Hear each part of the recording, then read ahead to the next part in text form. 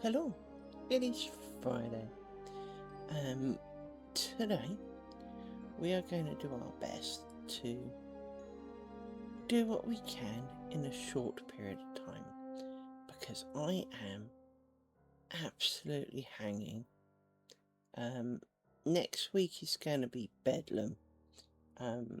Stuff on at work as always, but it's going to be a little bit bedlam. So, in short, we've got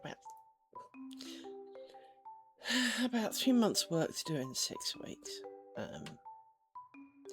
and nothing's ready. We're pretty much putting the car together while driving it. It'd be funny if it was a film. It's not so funny to live it. And I know I've got to start on Monday.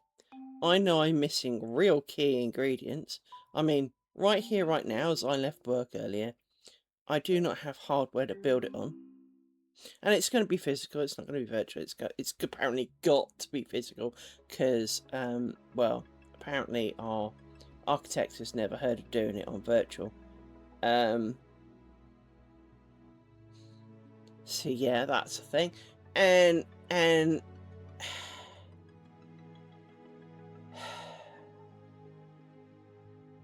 it's just far too manic. But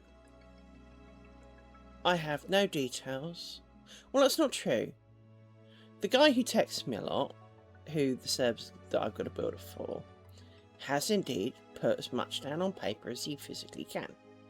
The problem is he doesn't know some of it either. And it's because there's multiple projects going on, including a domain name change. And that's fine. I mean, Unix don't give a shit, so that's fine. Except for the fact that I don't actually know what the new one's called. Well, I do, but I've also heard things. So instead of, like, mydomain.com, we're splitting it up. Well, is this being split up? I just thought it was going to be in mydomain.com. Apparently not. So that's going to be fun, because I haven't been given that information. I've only heard some floated, oh, I've heard this kind of comment. And so, yeah, it's going to be a bit manic next week. Oh, excuse me. By the way, I had my nap and I napped real hard.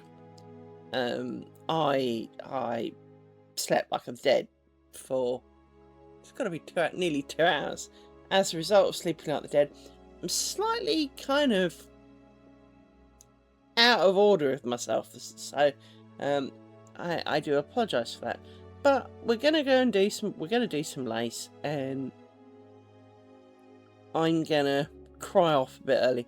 Now, as always, it does seem obligatory. I apologise. I have not been streaming more often. I apologise that I am not going to do a long one today.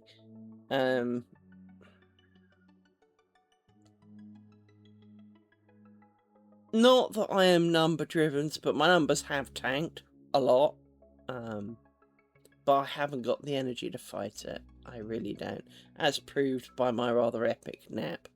I really don't. And it's sad because it was getting to a point where I think, I'm not going to say the algorithm kind of liked me, but the algorithm, I think, had started to do some of its thing, and almost the instant it started doing its thing is when I broke. So, and not because the algorithm was doing its thing.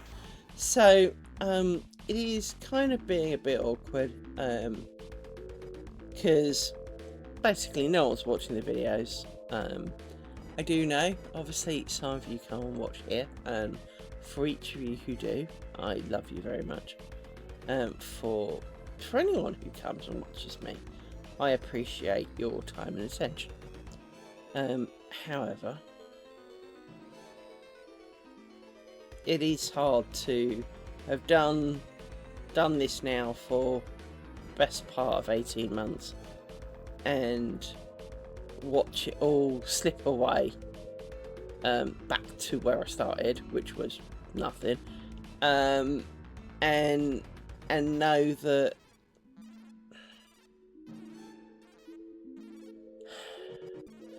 I can't at this time do anything about it.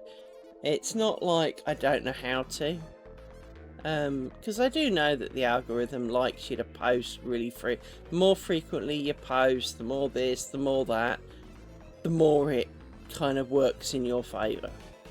Well, I just can't. I really can't. But let's not dwell on that. Let's do some lace. I haven't actually got anything to really catch you up on this week. I've done a bit more of my cross stitch, but not a lot. Mainly because I've been too tired. I've been playing Monsters and Memories in my spare time because it's in beta, and I am pleased with my progress so far, but at the same time, anyway, fight the dogs for a spot, and dunk. There you go. Let's try and sort this out a bit. There you go. Let's maybe flat a little bit. Right. Seems a long way away. It seems further away from me than normal. Let's move it forward a chunk. There we go. And it's not frigging level. You know how sensitive I am to it not being level. All seems to have moved. Well, we all know that the dog leapt on it, so that's distinctly quite likely then that it's moved.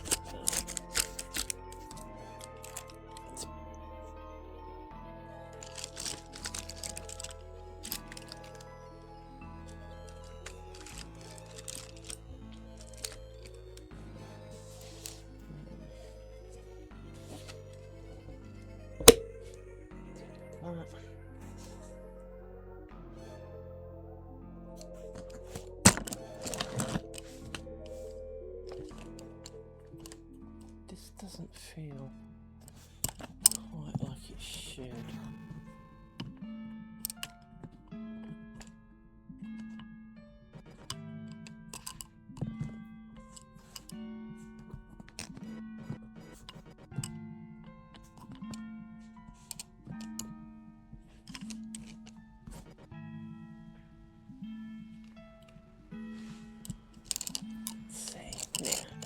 This looks distinctly out of sorts.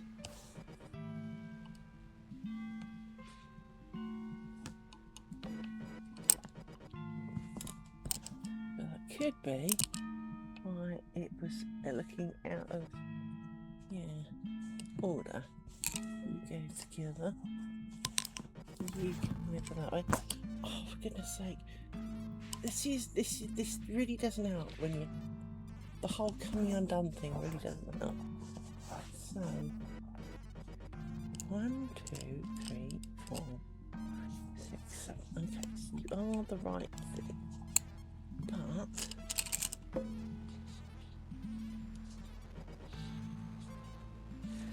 But something's not right. This always seems to be the problem when we come back to it.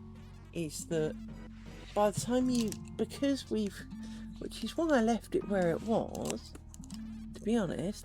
But you see, this pin's not doing jack crap. Put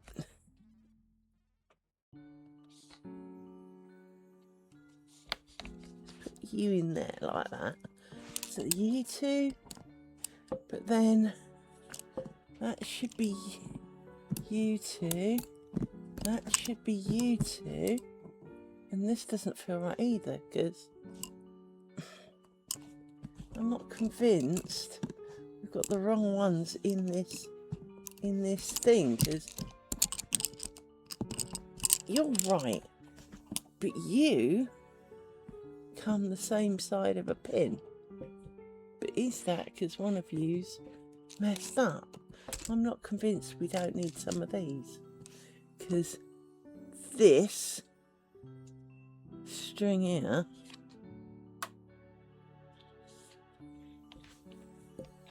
this one, wherever it is, this one, looks like it should be part of here. Let's put you over there a sec. You seem to be, see that would make some sense because it's the other side of, but you see you're also potentially part of that, so let's undo this because that's what that looks like. Yeah.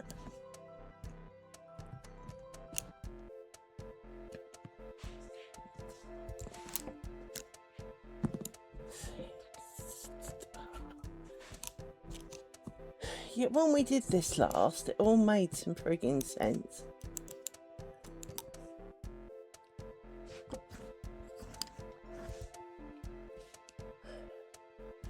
The problem is if you had one of those days where you look at things and unless you my body keeps trying to kill me today. I don't have COVID because I haven't been out, but if randomly my throat kind of shuts down on me and then makes me cough. So you look fine to me. It's this lot that doesn't. This lot that somehow doesn't make a lot of sense. Let's take you out as well.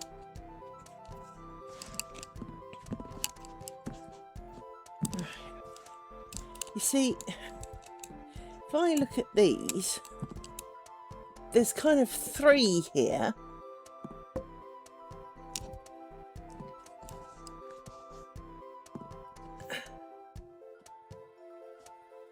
Where did the other half go? And like this, that goes all the way across somewhere, just looks like it's floating around. Which I think is one of these. Possibly you. You don't lift off.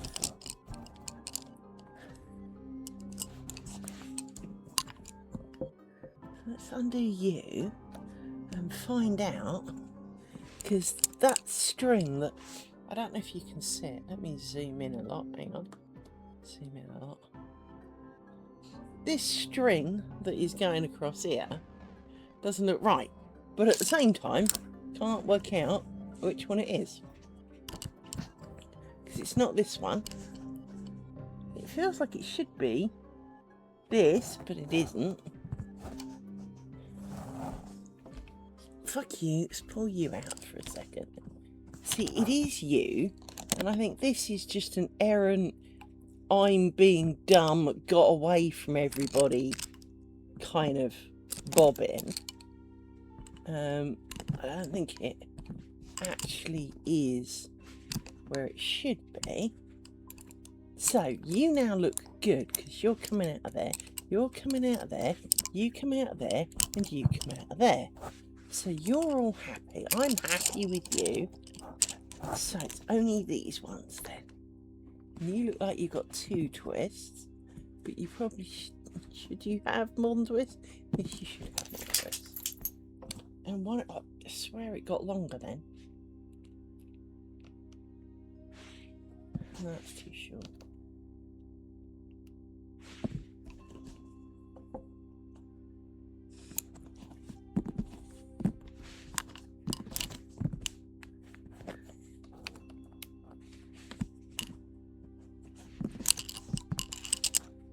Maybe I kind of got overexcited or messed up or let them tangle, or I have no idea what we did, to be honest. But let us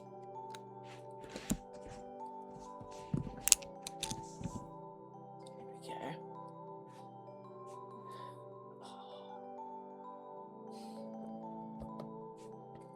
As I said, I'm a little bit out of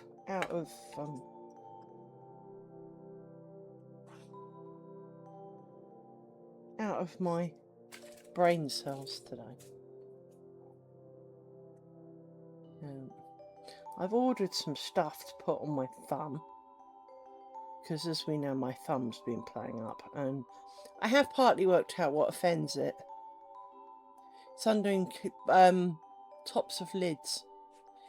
Not that this is a screwy lid, but it's the act of doing this. It's the act of pulling, that motion of pulling around a lid. That's what's upset it. Because I opened a new tin of something yesterday with the screwy lid on it. And my thumb made it most clear that this was not how life should be. Which is when I ordered the shit, obviously. So I think I've just kind of, I won't say strained it, but I've overdone it in a way that it's not overly impressed with. So strain is the right word for it, but at the same time it makes it sound far worse than it truly really is. I mean, it's still operable after all, so but it's feeling hard done by.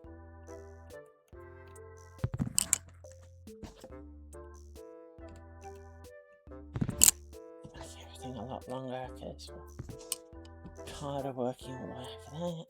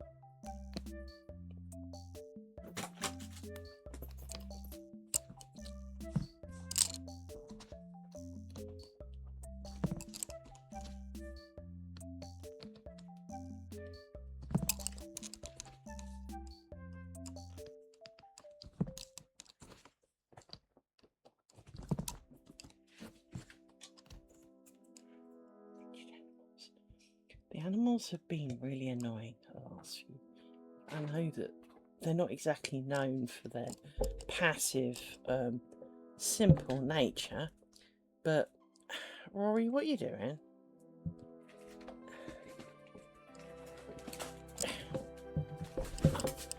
Wants to come up through the non-existent gap. Come on! It's the same couch animal. He's learnt to come up the other side, unfortunately at the cost of coming up the other side when it is no longer the better option. But they've had the bean the last few days, so I believe spring is kind of happening.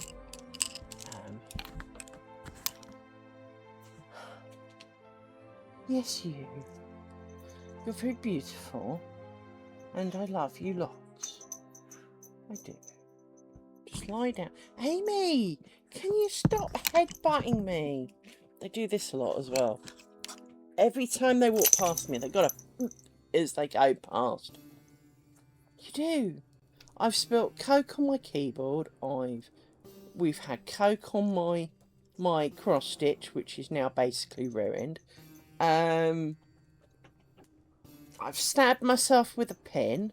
I've got a sore finger, look. You're digging up the cushions on the wretched couch again, woman. Lie on a different bit. If the cushion offends you, stop trying to lie on it.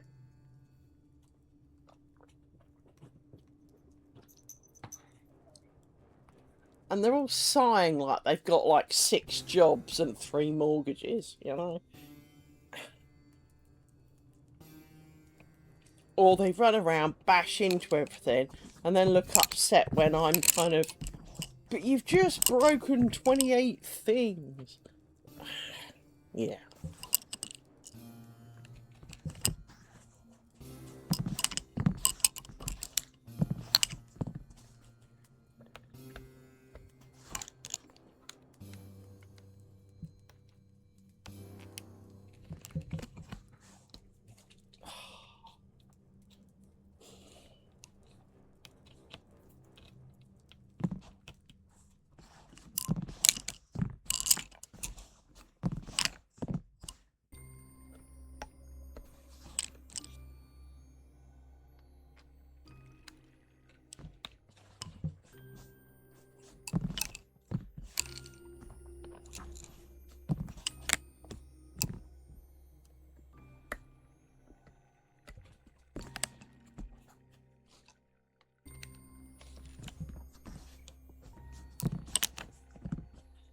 Quickly check on that.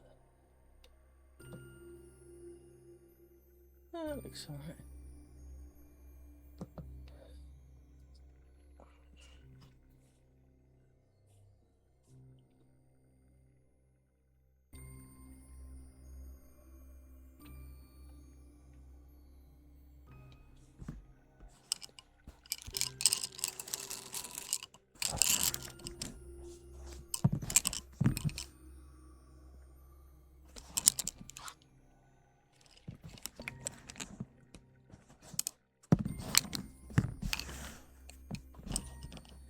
Doesn't look right, but maybe it'll look right in a minute. Can you not fucking kick me, animal? They all look like they're going the wrong direction in this row, don't they? Yeah, see, that looks chaotic. Let's undo that then, because that's clearly not right.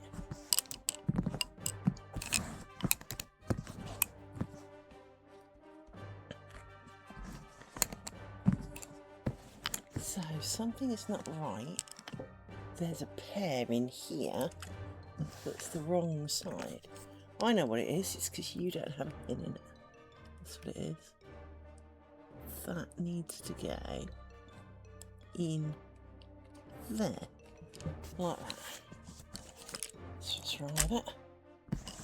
So that you need here, like that. There you go.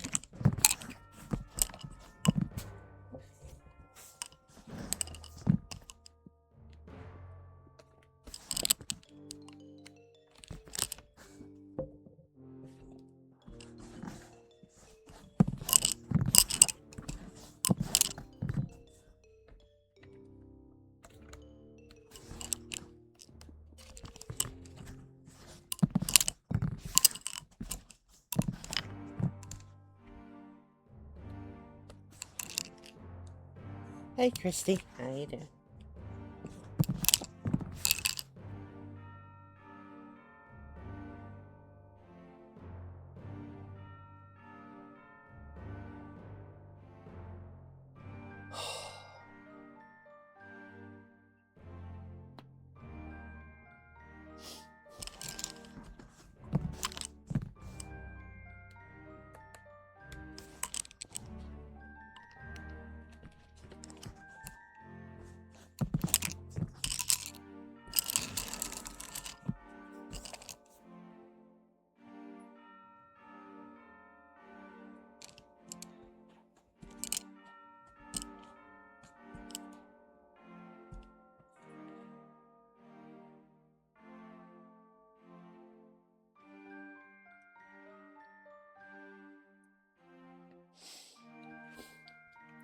I haven't got many brain cells today, Christy, so I'm definitely operating slightly out of kilter.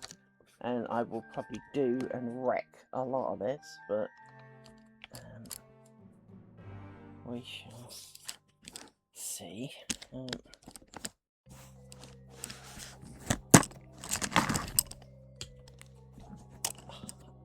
I've got a sore toe.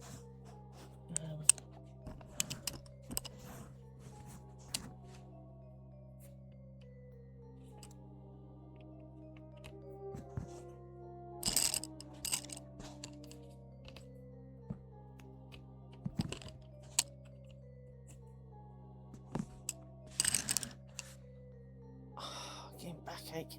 Ugh. I don't see why. I'm sitting fairly straight.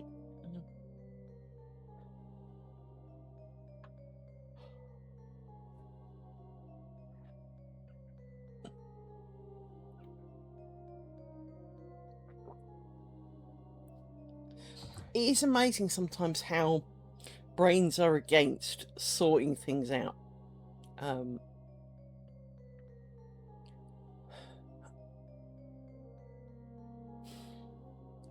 I was explaining earlier how work's going into absolute chaos mode next week, and I am disappointed that while I'm not here for numbers, that it is, you know, my inability to stream as often has really impacted how much people are watching. And it's not surprising, because if I'm not chunking it out, people haven't got into so much to watch. But at the same time, I just don't have the batteries to kind of get on with it.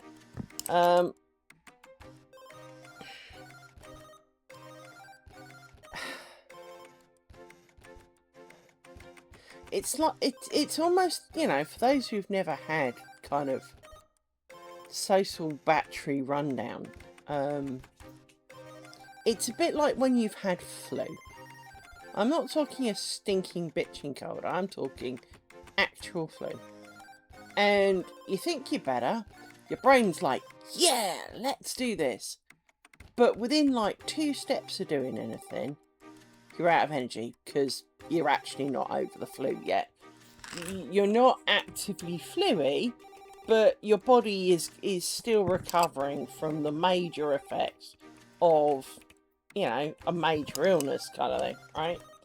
And this is kind of where I'm at, is that my brain and body almost are constantly feeling like they've just got over flu, in that they're enthusiastic, but the moment I go to do anything, you know, by the time I've almost put my shoes on to go outside, I'm tired now and need a nap. And that's kind of how it feels, but on a bit more of a mental side of it rather than a physical side. Although,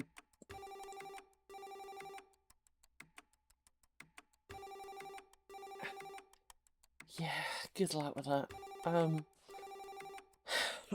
I mean, for me, this is part of the reason I don't try and sell anything I make. Why I don't do any of that is because that's just more than I'm, you know.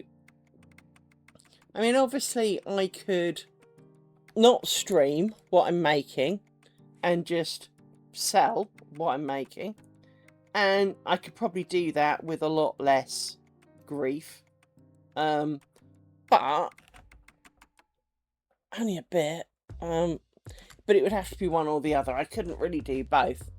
And at the moment, I am struggling to do, as we know, a few hours a week of social interactions. And it's not that I hate you all. It's not that I find you all hard work.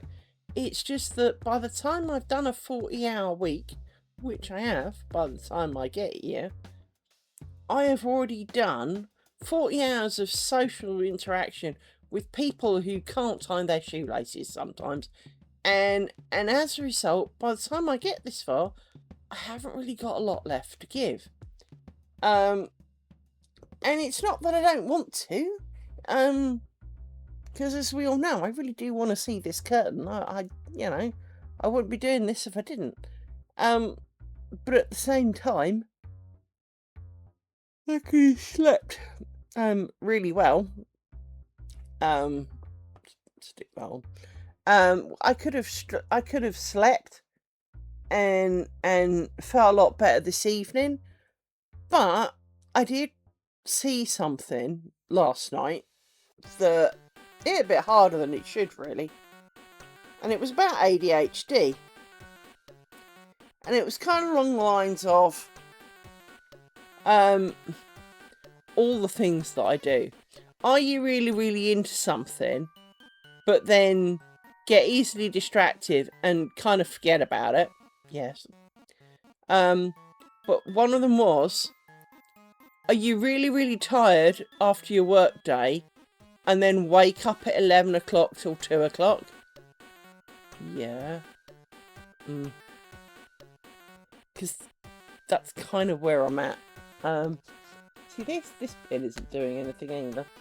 Oh, do some of that in a minute. Whew. So yeah.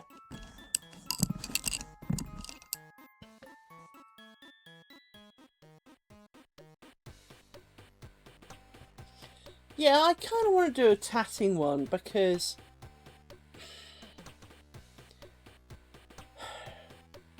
there's just an appeal there. There truly, really is. It will be a lot heavier because obviously it's made of a lot more stuff. And it will almost certainly use a lot more thread in a way. But I do fancy...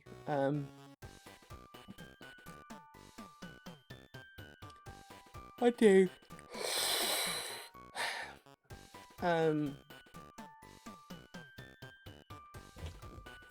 need to move my foot. I haven't got anywhere I can put it. Problem is I know what's wrong. I haven't got anywhere I can put my foot where something either doesn't hurt or doesn't fall asleep. Because as we know, I tend to do this with one foot slightly under me and then it goes to sleep. So I've just tried to move one of them and now my hip hurts because, well, it's a day with a Y in it and it could. I was not aware it had a problem until right now. I don't see why it's miserable. It hasn't had a hard life today. But it's difficult because I don't feel, if I have my legs stretched out and lean marginally forward to do this, I feel really off balance, even though there is not a chance I'm falling off this couch. Which is weird, because I don't see why I feel off balance, but I do feel horrendously off balance. But so I can't really put my feet out, because, well,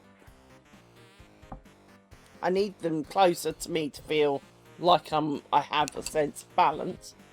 But then if I have them close to me, they go to sleep, because, well, they're close to me, and then they get squished. So... as I say, this is not going to be a long stream today. I just need to go back to sleep. And I feel really bad for it.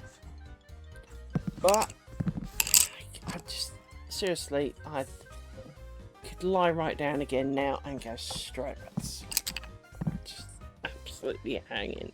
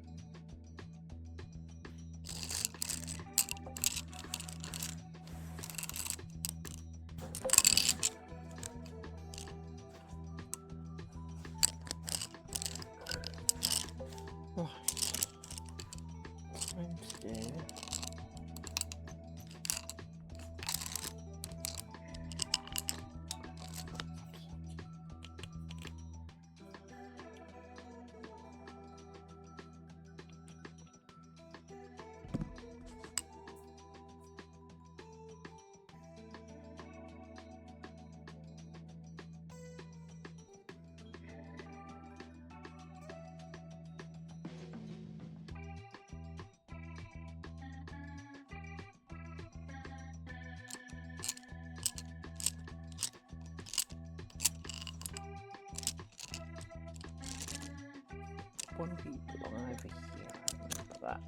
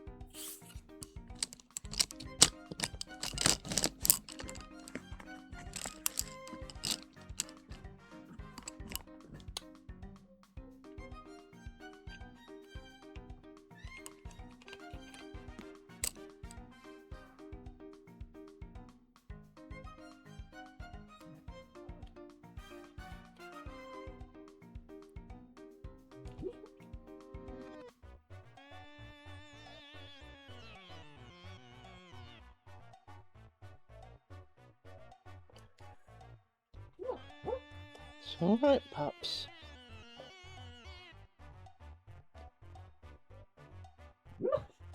Don't worry.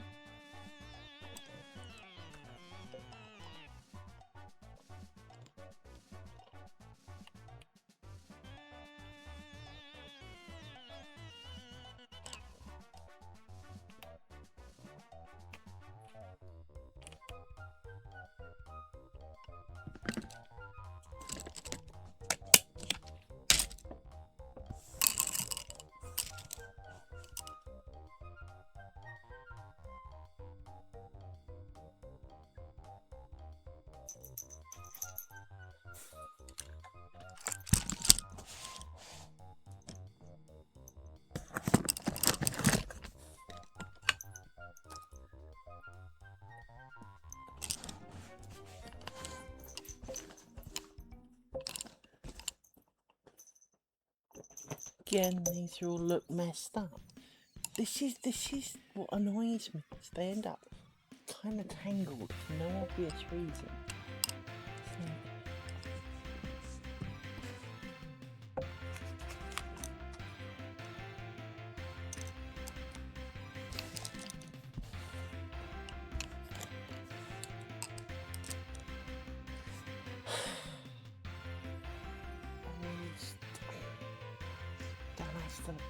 The willpower for this.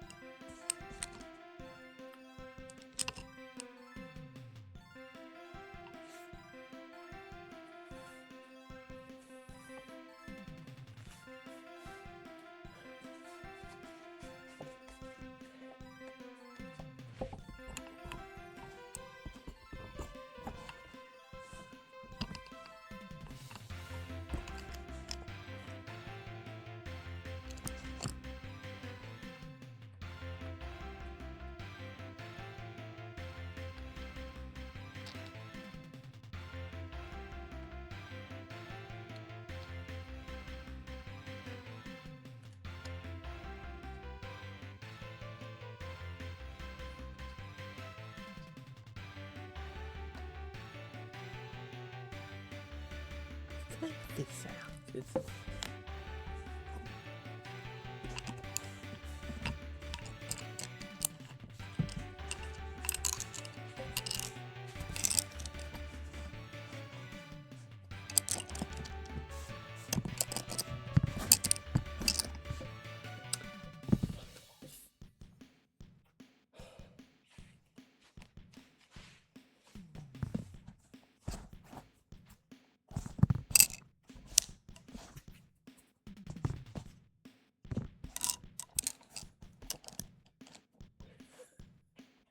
You don't get.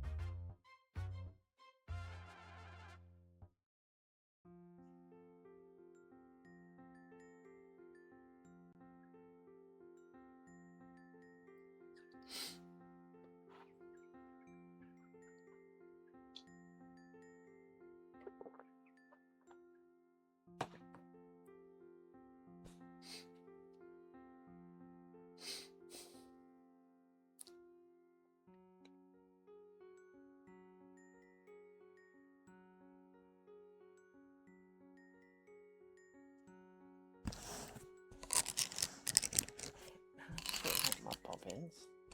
We can make them longer.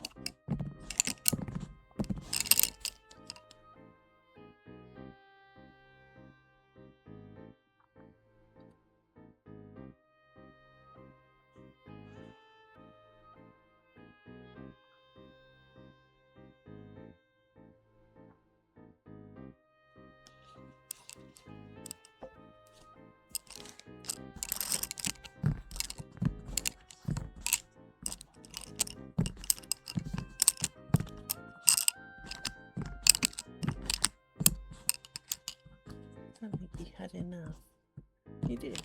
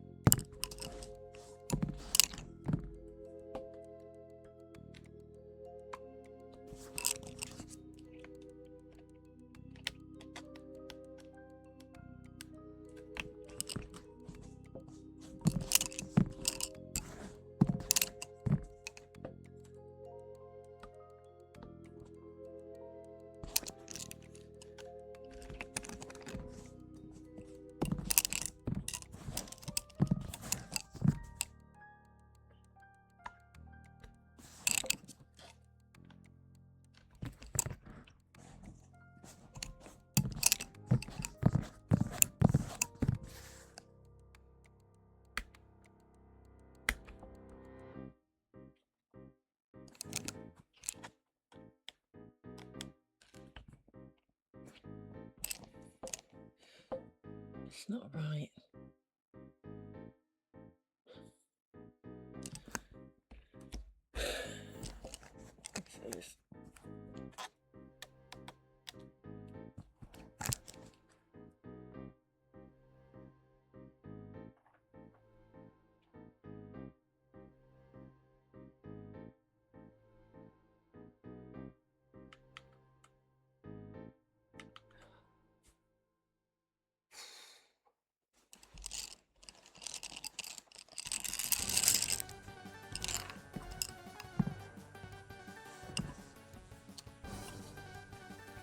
I get so tired of the bobbins coming out.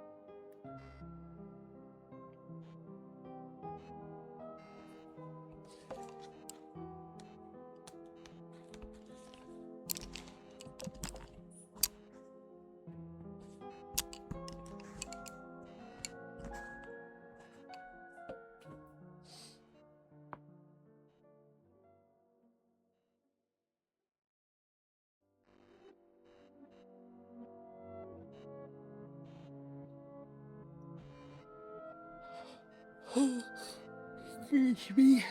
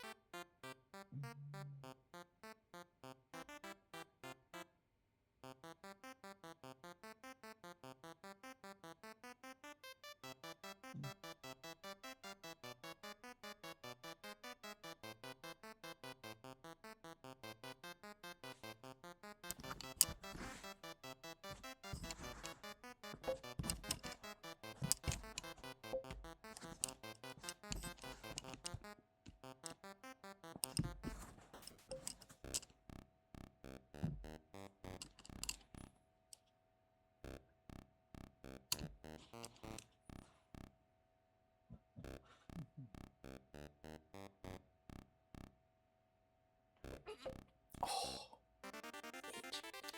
toes have gone to sleep.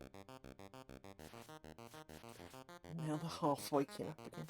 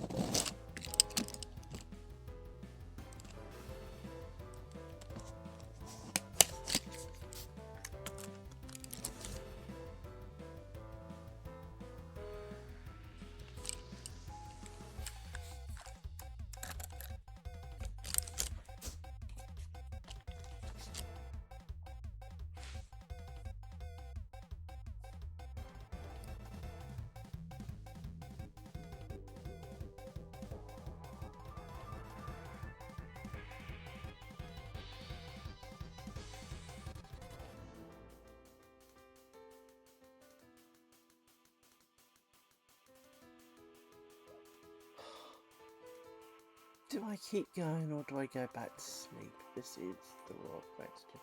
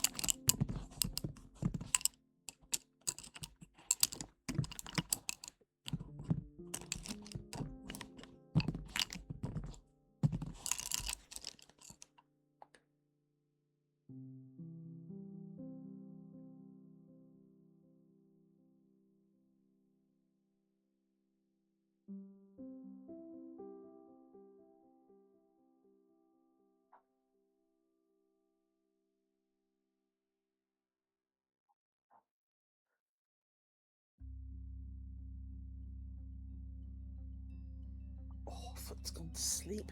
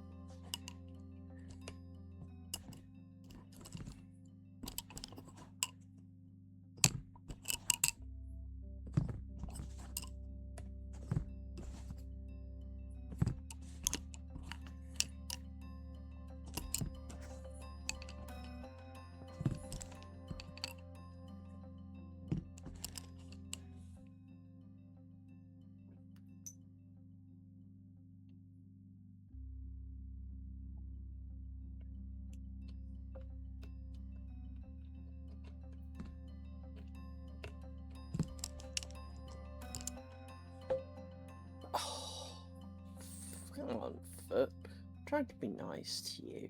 I'm giving you blood. Please be nice.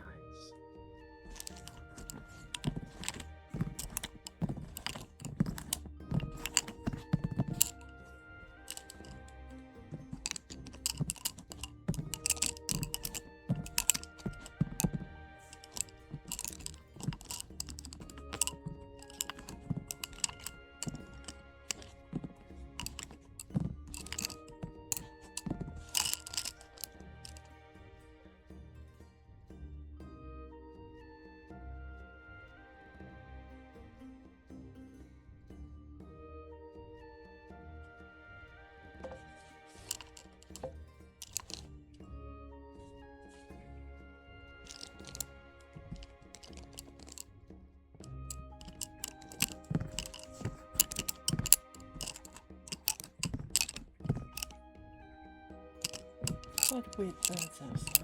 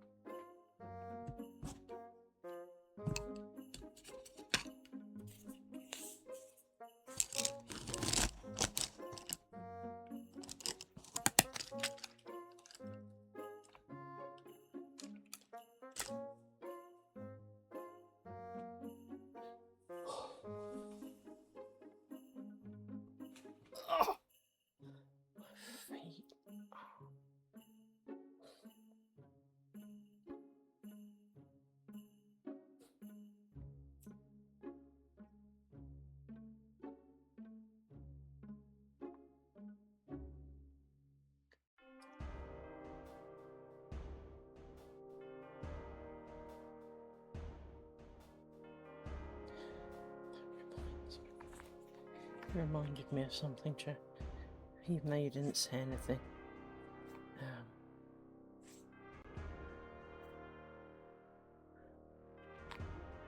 Quickly look at something.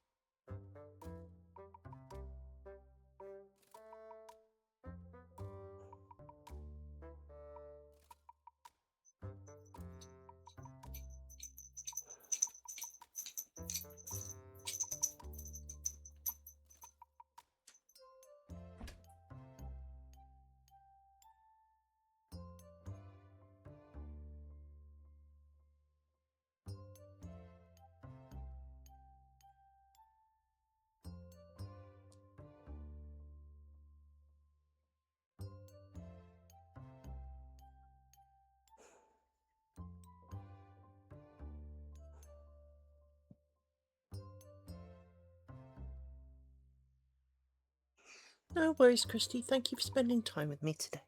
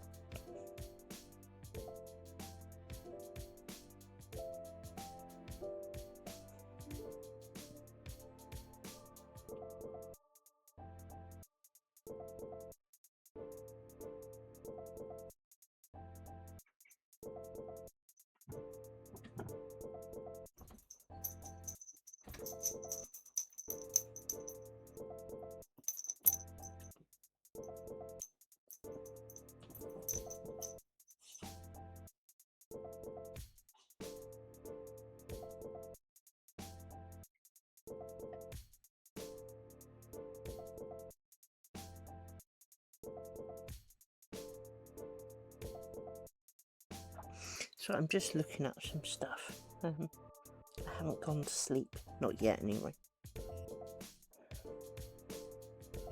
But I'm regretting doing it on my phone because it's taking too long. My phone is doing the with the internet thing. Let's do it on my PC then.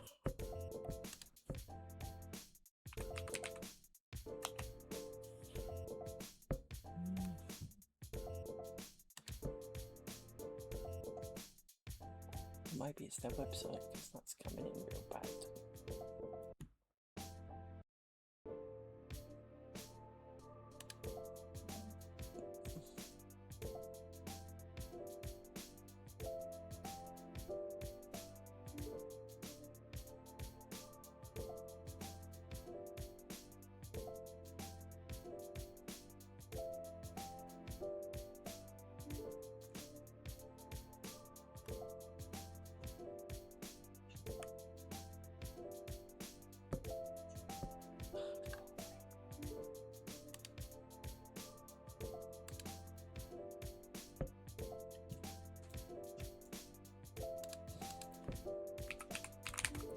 I'm really tired of how the internet is, where people have 1 gig links and yet stuff comes in slower than it did with a 33.6 modem.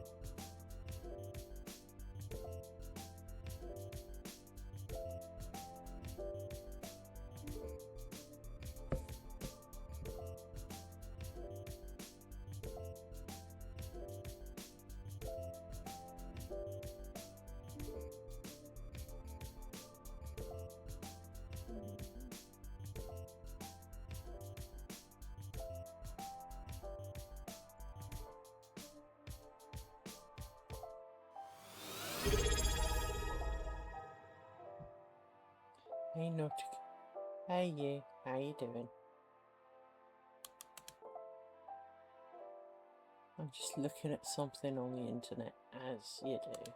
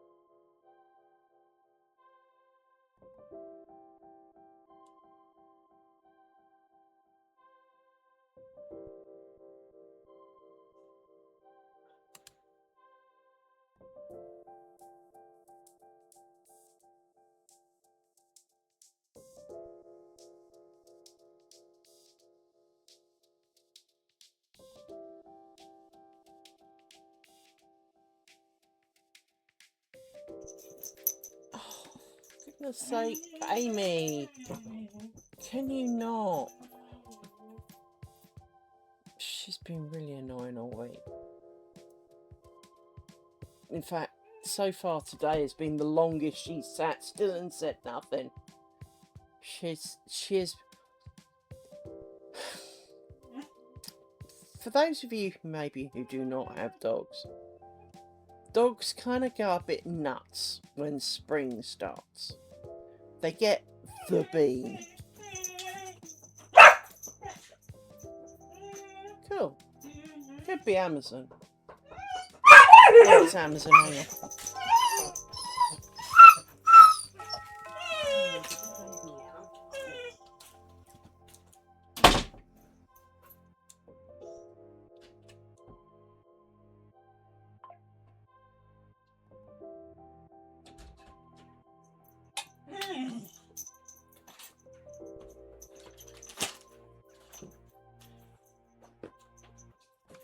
It wasn't Amazon, it was the pharmacy lady.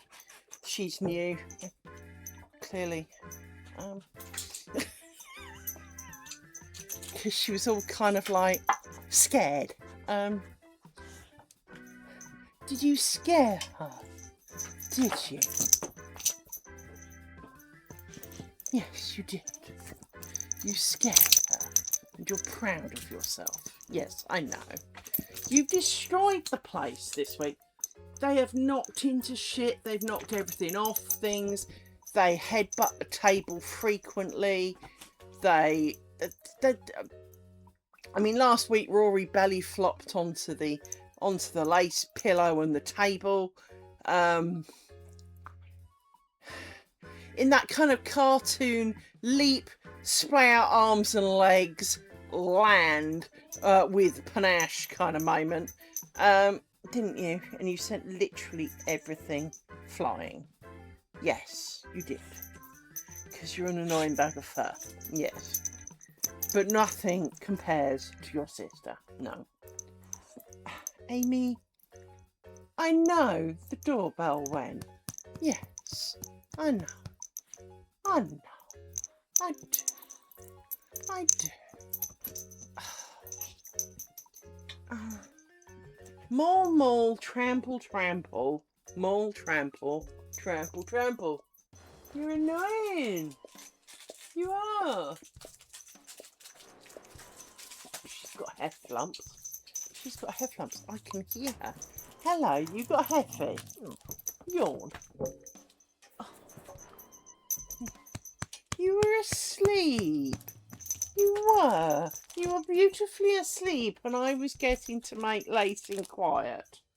Yes.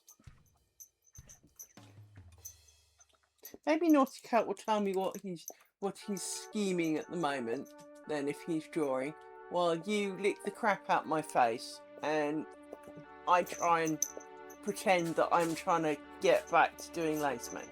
Yeah. Yes, it is Nugget Day, even though you had nuggets yesterday. Because, well, it's been one of those kind of days. Yes, it is Nugget Day today. I have not forgotten. It's only 4:10. Yes. And the clock is almost right now. It's not 5 minutes out. No. Oh, Rory, you are annoying. But at least you're quiet and gentle annoying, rather than crackhead leap annoying. Yes. I know, Pops. I do. I am very distinctly aware. I am. See, this is why you annoy me, Amy.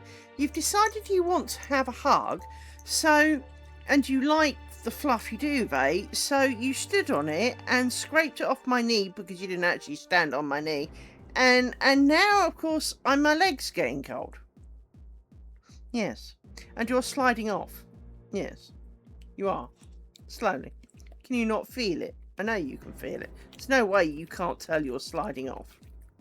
No, you are slowly sliding off. There is nothing underneath that duvet for you to stand on. That's not going to stop you. No.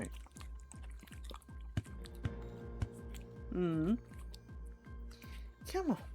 Let me put the duvet back on my leg. Then you can come back for a hug. Come on. Come on. Stupid woman. Right, try standing on my leg. There, you see. If you stand on my leg, you don't fall off. I don't lose the duvet. I don't get moody. Well, I do, but I don't get so moody. Oh, little one.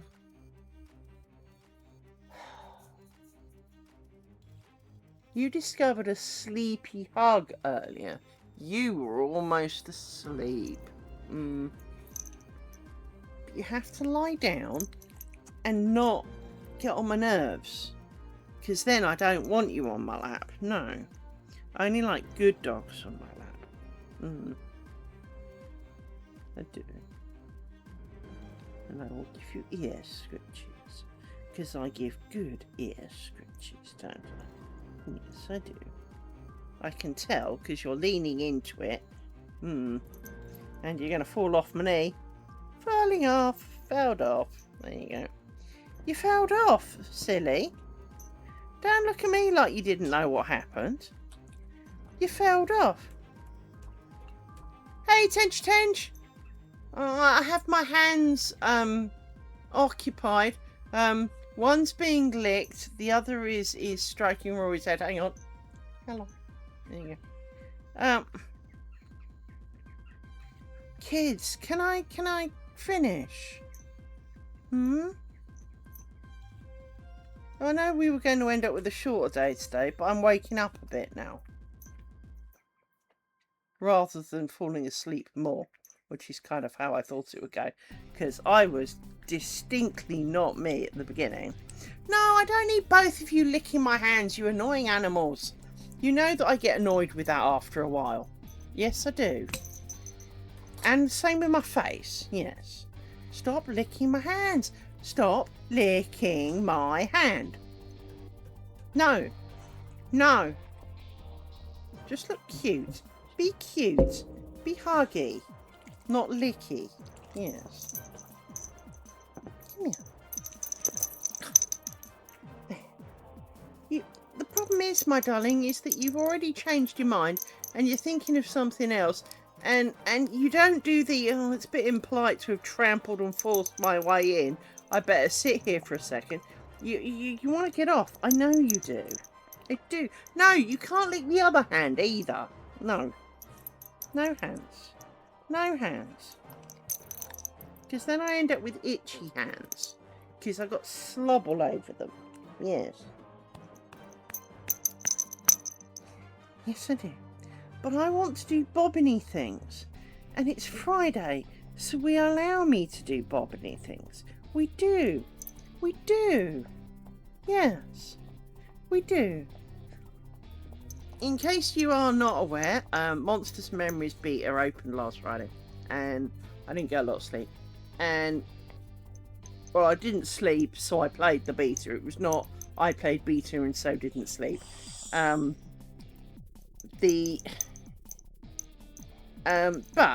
they are doing weekly giveaways for more beta keys. They call it keys, it's not just beta access. But they are doing weekly giveaways. Fridays is the day. And I think they'll be doing it all month. So if you go to the Monsters Memories thing and you create an account, there's a sign up button or a opt-in button or something that allows you to sign up as interested in beta.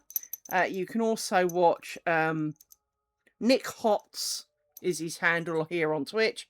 He tends to give away lots of keys. The rest don't seem to give away quite as many. To be honest, that's not a bad thing. One of the problems I do have with stream giveaways is that people arrive seeing the word giveaway sort of thing, join in, have no idea what they're bidding on. And then when they get in the game, they kind of go, what's this? Well, you bid to be here, dude. You put in effort to be here. Did you not look before you started this? But yeah, Monsters Memories Beta is on. I could be streaming it. But I won't. I try not to stream gameplay anymore. Because, well, I'm too disorganised to do. I don't tend to play one character long enough, or I get annoyed. So, like last night, I was trying to level my Chanter up to level 8 because at 8 it gets Ogre Illusion, and well, I like being an ogre, so I was looking forward to my true form, and a shout went out, and I don't normally group with people, but a shout went out. You know, does anyone want to do this area? And I was like, do you want a Chanter? Hell yes, came the reply. So I went along. And don't be fair, I got most of a level, but then just before I was like one blue away from getting level 7, and the guy who was the biggest leveled. So I didn't get any more XP. And I kind of killed a few, you know, we killed a few things because I knew this was likely the case, but you know, wanted to confirm. No, I didn't get XP. So I said, well, I'm not getting XP. And the guy at the top went, oh, it's probably because I'm too high a level. That was the end of the conversation. There was no care that I was keeping their group alive and controlling all the mobs for nothing. So I said, oh well, I'll go and get some more levels somewhere else. And they kind of went, oh, okay, bye. And one of the guys kind of went, R.I.P. And it was like, not really. But yeah, I was only 1 blue away. Oh, if you're only 1 blue, he can piss off for Bob.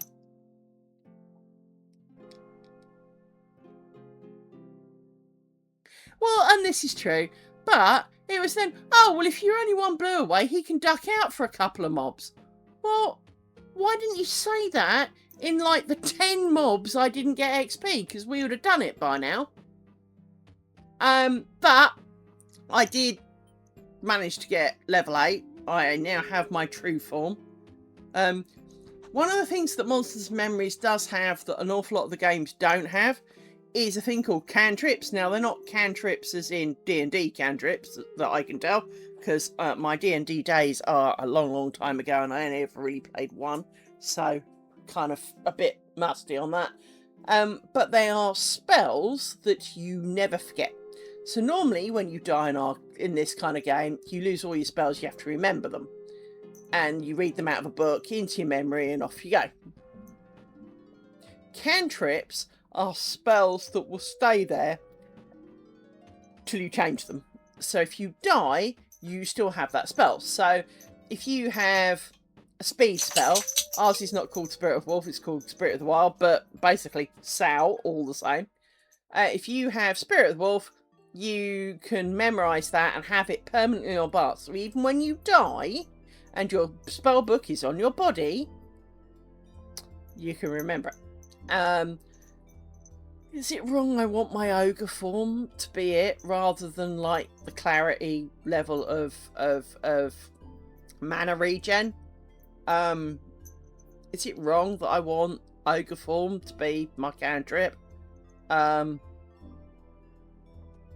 Possibly, but you know, I wanted to be an ogre. I like ogres. I just happen to like ogres. So yeah.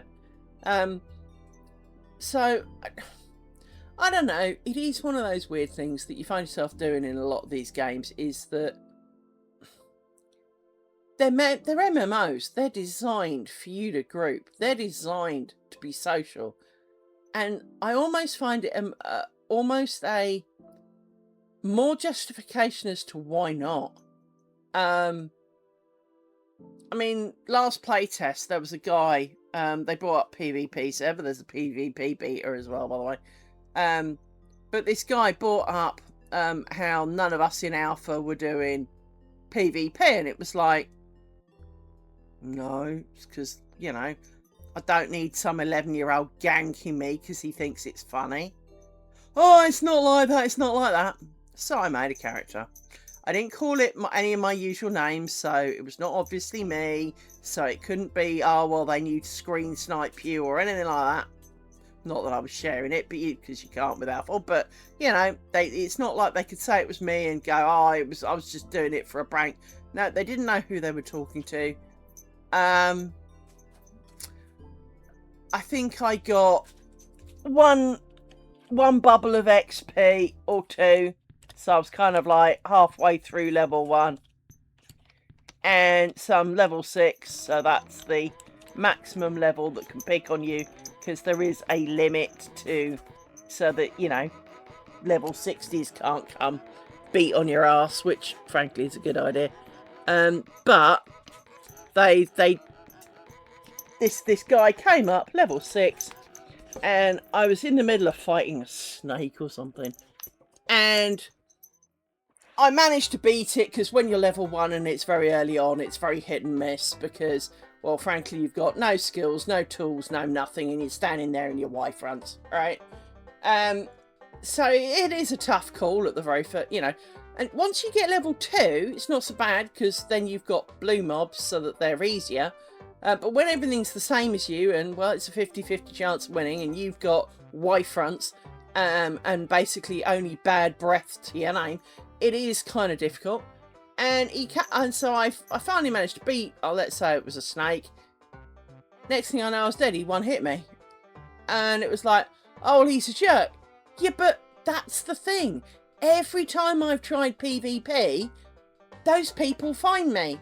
So don't be telling me they're a minority, because it's every time.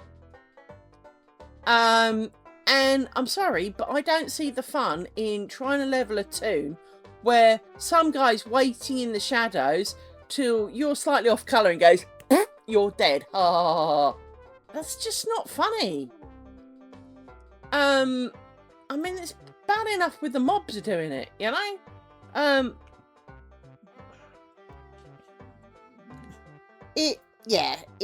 It's not ideal for me. The sad part for me is that I can see that PvP could have a lot of honour in it. There could be a lot of, for want of a better word, chivalry over the whole server, attitudes, you know, fighting for the right for this, and I challenge you to a duel, and, you know, how did you insult my wife kind of thing, all right? I can see chivalry. The problem is that every single time I log on, someone finds someone distinctly lower level than them and then picks on them for a laugh. But it's not funny. You know, for people who have been bullied all of their lives, something like that ain't funny. And you can't see a funny side of it because it's too much like real life. Oh, this guy can shit on me, so he did. No more justification, no more actual. I mean, it's not like they gain anything. I don't even think they can take your shit. They might be able to, but I doubt it. I think they can. I think they get to take something of your shit. Well, I'm level 1. I've been there 3 seconds. I have nothing to take.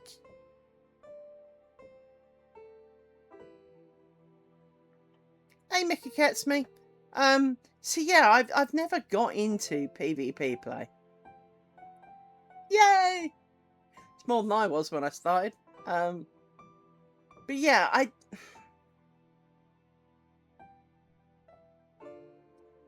So, you know, this guy was all bent out of shape about how a few of us were making out PvP to be horrible, and it was like, so while he was there, I didn't tell him I was doing it. You know, I went and tried, and it was exactly the experience that I knew I was going to get. And it's like, and I said to him after, and he goes, oh, well, it's not usually like that. It's just because it's a play test. And yeah, but don't you see, for all the people like me who come along, give it a try, have the exact same experience that they didn't want, why would we try again? Why would we, you know, why would we do that to ourselves, you know? You just told me it wasn't going to be like that. I log in, I give it a go, and it was exactly the way I said it would be. Oh, you weren't ganked. And I said, I was literally, I just finished fighting a snake, and he one-shot me from behind. Oh, well, yeah, he ganked you then. Well, yeah, as I said, you know. Because originally he was trying to make out that it was, you know, I was just walking along, and it's like, I didn't necessarily give you the whole story. I was the one that was there. I know what happened. You know, it's... But yeah, it is kind of sad, although, to be honest, I don't really want to fight other players. I don't see the point.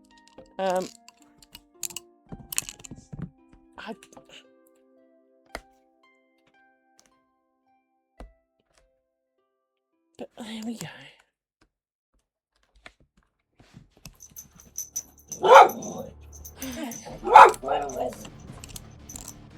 That could be Amazon.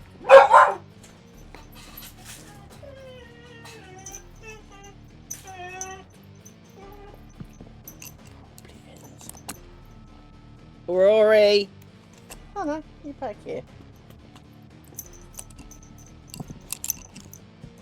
Amy always has a fucking opinion. Don't you? You have an opinion on everything. And it's usually, oh, we're squirrel. Yeah. She hasn't got the brain cells to like form a sentence because she's changed her mind in the middle. Haven't you? Yes, you. Yes, you. Absolutely you. Don't look at me like that. I know you. I do. I do know you because you're mine. I own your furry soul. I do. I do.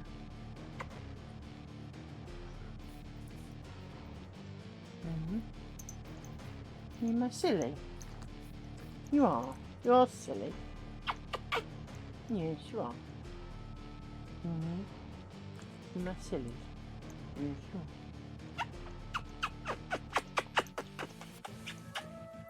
Big snugs for little duck. Yes. Do not want your nose in my face, thank you.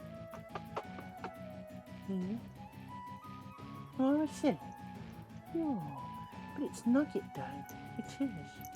Yes, big wags. It's Nugget Day. Yes, thank you.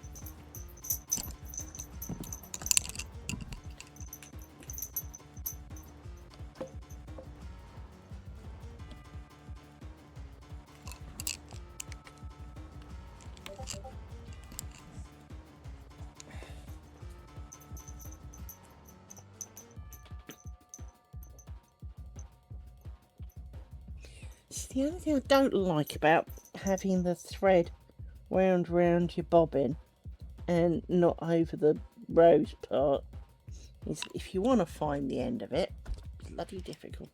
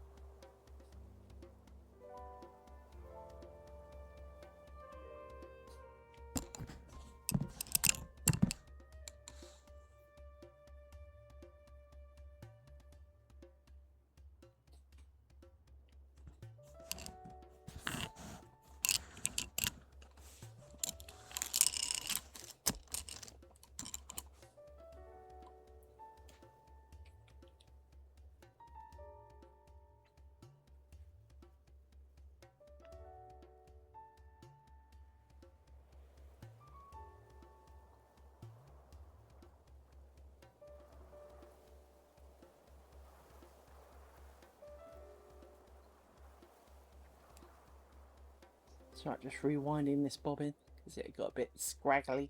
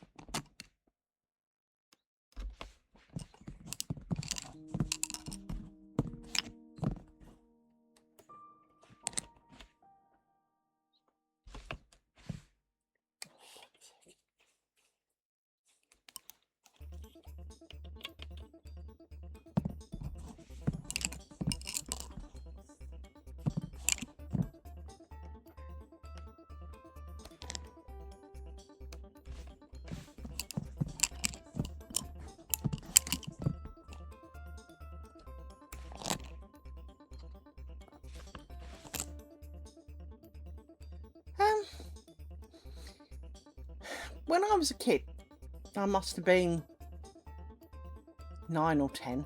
I was staying with my grandparents for the summer, as I did a lot as a child. And that doesn't look right. And well, my cousin came over to visit, and my cousin brought with her, because, you know, got to show Granny and all that,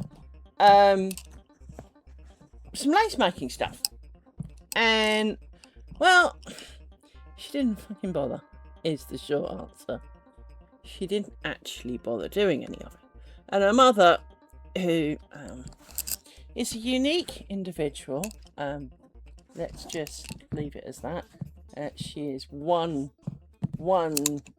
fuck up away from the funny farm, and the last I heard, the last funny farm kicked her out for being too funny, if that actually is possible. This, again, is not looking right, even though we did it earlier. Let's sort this out. But it is so, and I kind of went, hey, what's that? As, you know, curious child. And her mother went, oh, it's lace making. And I went, can I have a go? And she kind of went, well, you know, your cousin isn't, if you want. So I had a bit of a go. Now, it was designed for a children's book, so you kind of almost did it in the book, as I remember. Now, I'm not entirely sure that that's the case, but that's how I remember it. And it really was, you know, quite horrific by actual standards. But I kind of went home weeks later and went, Mum, I did this while I was with Granny, and can I do more of it? And so my mother found a woman more locally, and I had 3 whole lessons. Now, bear in mind, I am not even in, like, you know, secondary school at this point. So I'm not exactly, you know, blessed with a large amount of intelligence. Well, intelligence isn't something you gain, but I haven't got any wisdom behind it yet. And so, but I went to 3 lessons, and she taught me how to do cloth stitch and half stitch, showed me how to start, didn't tell me how to finish, and that was it. I never had another lesson after that. And I don't know why. I don't know whether it was because it cost money and we couldn't afford it. I have no idea, right? And then a while ago, my brain woke up and went, hey, bitch, I want to do more of that. Okay, so here I am. It's not that unusual a hobby. I mean, it's not you know, it's not knitting, but to be honest, spinning and weaving are just as uncommon here, I think. There are plenty of lace makers. So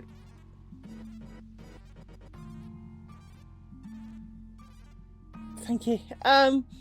So yeah, it's just kind of, I've always been a bit crafty. Now I do blame my mother. My mother had ADHD of crafting, is the only way to explain it. In that she'd take up a craft, she'd go absolutely hell bent on it for about 6 months and then never do it again. So I learned a number of things as a child, but because I was a child, I didn't really learn that much of it, because I was learning it secondhand from my mother, who didn't really do a lot of it, so she didn't know a lot in the first place. And that is most easily proven by knitting, which was the one thing that she did kind of keep going at. She did do it in spates, but she did at least keep going at, because you could make really useful things with it. And because I'm sorry, but no one in the world ever needed corn dolly making. Thanks, Mum. But it was, you know, so we did a whole load of things, but she never did this. She never did crochet. She never did tatting. She never did weaving, spinning, and I've done what I do and love all of those things. So, but my dad was also a carpenter, so my dad also made things. So I come from a background where my parents made things. Now, I will point out a lot of it from necessity, right? I am not going to pretend that that was not a thing. So my mother made my clothes, so made me make my clothes. So I learnt to sew.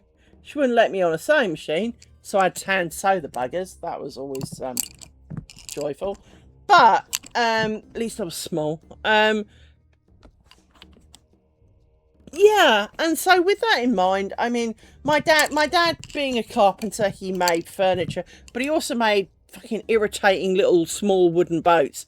But I don't mean he like carved them out with, no, he didn't whittle them down. Oh God, no. That would have been a bit more fun.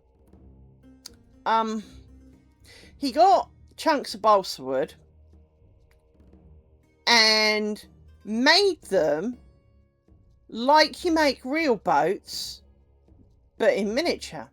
So you soak the wood, you pin it round a frame, you nail it in with pins that make this look gigantic, right? Like they were nails. And so he literally did make it like you would make a boat. Which was just, anyway, I never really, I did not love his boats. I absolutely didn't love those boats. To an extent, I resented them because my father spent more time doing carpentry than he ever did with me. My mother spent time with me, but almost not through choice. I was not a welcomed child. My parents were a little bit weird. I can say this now, I don't have any. My parents were a little bit weird. And it is kind of, well, it is and it isn't. But what I was going to say, though, is the one thing that always annoyed me about my dad is my dad made furniture and shit for, well, the only way to explain it is that my dad made something for pretty much fucking everybody. I've always joked that it feels like everyone in the UK has got something my dad did, because he used to repair other people's furniture. He would make things for them. I do not own a single thing that he made. Not for me. I now own some things that he made for himself, because he died and, well, it was all mine. But he never made anything for me. My mother knitted me a bunch of shit, and that was about it.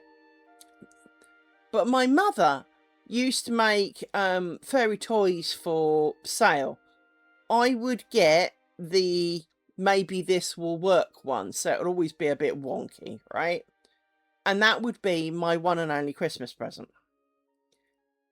Now I do know, I'm not entirely stupid, although it took me longer than was ideal to realise how poor we were as a family. And I'm not saying my parents didn't spend any money on me, because, well, they bought my musical instruments, but I didn't want to be musical. But that didn't come into it.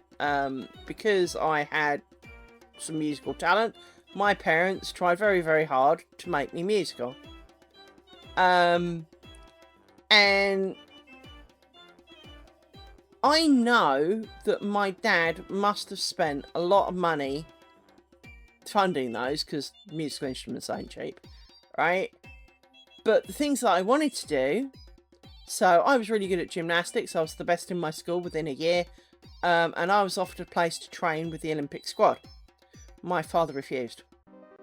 When I was a lot younger than that, before I even knew gymnastics was a thing, the Royal Ballet came to our school to evaluate children. And they offered me a place to train with the Royal Ballet. Now, I am not a dancer, so they were stupid on that one. But my dad refused. Bear in mind, I was like 6. I wouldn't go talented, but at 6, I was offered this place with the Royal Ballet, and my dad turned it down. My dad's entire fascination from around about the age of 11 onwards was the Royal Ballet. Oh, because I was going to be too old and fat. I was going to be too fat. I was going to be too big. Now, I am 5'7", so technically I would be too tall. But if they had offered me a place, they must have seen something. So yeah. It was just one of those weird things, is that it annoyed me that my dad turned down... Well, it didn't annoy me that he turned down the Royal Ballet, because I didn't want to be a ballet dancer. I never wanted to be a ballet dancer. But it was more the fact that later, then when he started being obsessed with the Royal Ballet...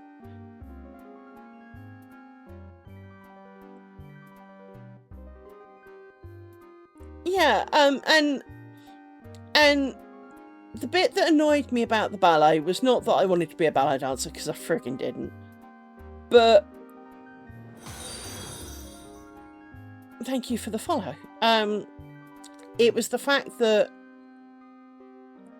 once I was kind of a teenager and we went to see the Nutcracker or something, and my dad fell in love with the ballet. And so he would then go every kind of new show that they did to go and watch the ballet. Then it became more than once if they ever changed some of the dancers in it. So he'd go and see another one because, well, it would be different. And he then started sponsoring things, and pretty much there isn't a wing, but it feels like there's a fucking wing with his name on it, because he gave them a hell of a lot of money, right? That we didn't really have. And so my resentment was the fact that, for example, as an adult, I'd moved out of home finally, I was doing gymnastics again, because I could. I was doing karate. And when I went to get my black belt, my father would not come and watch me get my black belt. But 3 months beforehand would fly from the UK to China to watch other people's children prance around on stage. It was too far to come the hour up the motorway to come and see me. And he didn't come visit here, ever. He came twice. Once for my 30th birthday, where he was supposed to meet the future in-laws. He failed because he arrived nearly 2 hours late. They'd got bored, left. He stayed 15 minutes and went home. Well, that was a bit of a waste of a life. And then on the day we got married, he turned up, about 5 minutes before the car, and left, because obviously you arrive at the reception, you do a few photos, and then go and eat. He left pretty much the moment he'd done his speech. That was it. Got to go home. Bye. He's now in a box in my spare room. So you're here now. But he didn't come here by choice. Now, like all children, I did not necessarily expect him to drive an hour each way to see me. I have no family, that's it. I have no family, darling, that was it. Yeah, so it is... He wasn't a horrible father, he just really didn't know what to do with any of it, right? But it always used to frustrate me that he was prepared to take a car for an hour. I mean, he would be driven, but he was prepared to go for an hour in a car to go and watch people prance and do tutu shit. Because he'd go and watch practice, he'd do all of that. No, not really. But the bit that makes it worse is that for him to go through his house... So from his house to where the Royal Ballet School was, and is about 40 minutes.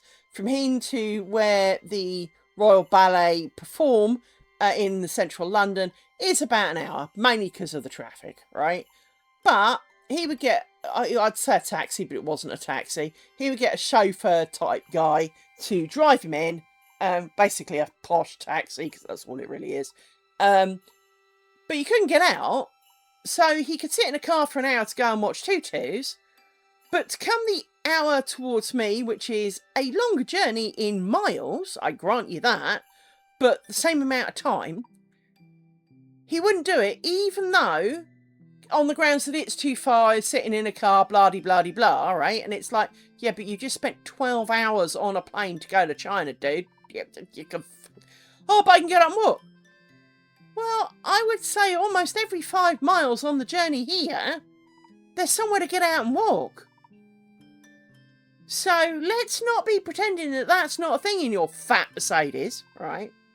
Because it's not like he had some beat-up old shitty car with no suspension. He had a fucking plush Mercedes. It was not a hardship. It was, wasn't even fucking manual. It was an automatic, like 90% of Mercedes are. And so, don't be saying it's a hard drive. Fuck, man, I did it with a bust knee. Twice. Because I bust both knees at some... Not simultaneously, but I bust one knee and then bust the other one. And I had to drive all the way down to him to go and see a man about a knee. So, let's not be pretending that... I mean, I drove back after the operation. I mean, come on. It really wasn't that bad. So, well, I think the bit that really... Rory, can you not? Come on, out of the way.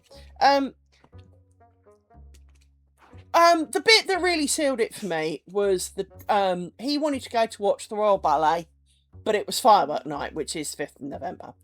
And, quote, his dogs are scared of fireworks. No, Father, you made them neurotic yourself. They were not scared of them. Anyway... They were when he was there, because, of course, there'd be, like, a distant pop and he'd be going, oh, no, are you all right, are you all right? Well, of course they're fucking neurotic about it, because they think there's something to worry about. So he wanted to go and see the Royal Ballet on the 5th of November, couldn't get a dog sitter. I had to drive to London after doing my day's work. Bear in mind, he was retired, right? I had to drive to London after work to go and sit with his dogs, leaving my dogs on their own during the same bang, bang, pop, pop. Now, bear in mind, my dogs don't really give a shit, but then that's because I don't really give a shit. And I sat with his dogs until midnight, when he finally graced me back with his presence, so I could drive the hour home. I started work the following day at 7 o'clock in the morning. So I know that it's right for you to stay out all right night, up till midnight, Dad. But I need to get up in the morning. Plus, I've got to do dog shit when I get home, because I had to...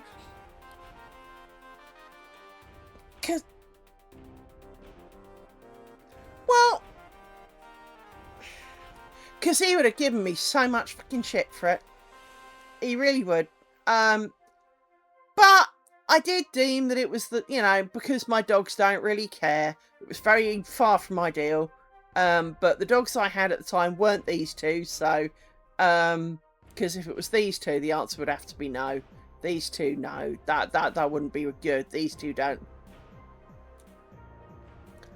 But at the same time, the fact that I had to do a full day's work to babysit his dogs so he could go out for something when he would not even... It was the fact that I was expected to do that like it was pop round from next door to sit with the, to check on the dogs. It was the fact that he would not consider coming here. Now, if he was prepared to consider coming here, I probably would never have let him. It was the fact that on principle, he would not. And that annoyed me. It was the, for a special birthday or whatever, because bear in mind, I've got a spare room, he could stay, right? You could bring the fucking dogs, but his dogs are a bit of a nightmare. But, they don't really do the cut. Well, that's a you problem.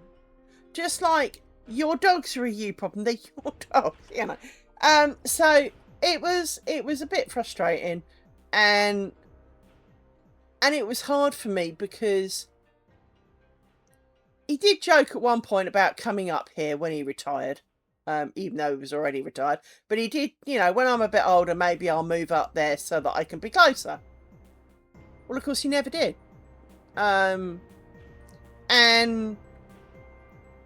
I don't have any family. That's it. That was the last of my family. So it is kind of frustrating, but you know what? There are good sides. It means you don't have to traipse halfway around the countryside every Christmas. And go to obligatory birthdays with people that really, quite frankly, deserve a smack on the nose. So with that,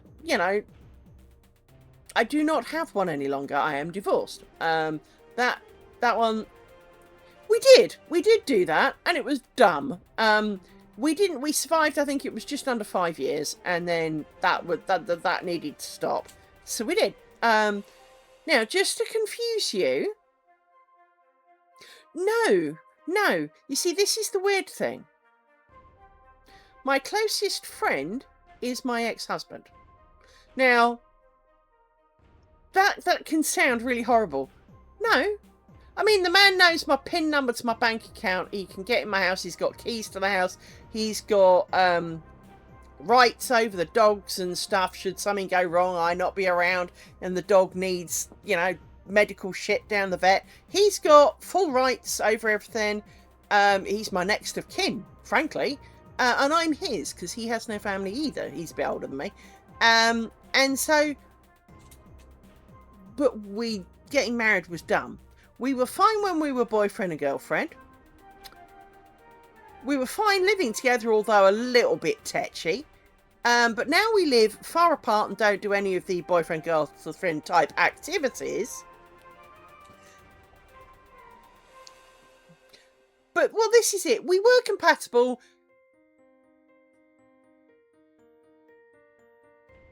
Yes, that would be me, right? That would be me.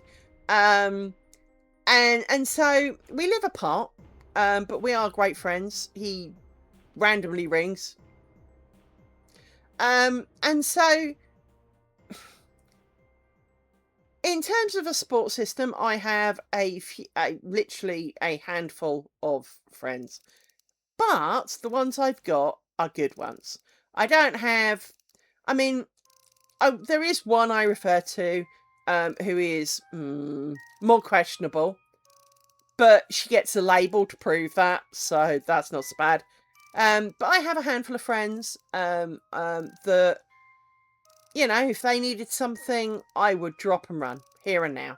If I got a phone call from one of them, say, wife's in the hospital or whatever, well, I have, wife's in hospital. One was hubby was in hospital. They thought you'd had a stroke. I was there, man. I was there. I don't know if he remembers, but, the whole family like me. They've got 2 children who are now adults, but that's not the point. Another one has 2 children who are adults now. And again, if I got a phone call from them, shit's gone down, I would be there, right? We don't see each other that often, but we don't need to. I mean, the last one that I mentioned, doesn't live that close. He's an hour's drive away, his family. We possibly see each other about once a year. Maybe slightly less. Oh, Amy, give it a break, woman.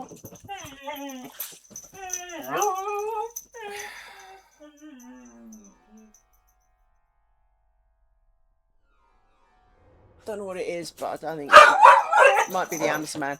It's the Amazon man. Hang on. Come on. Oh.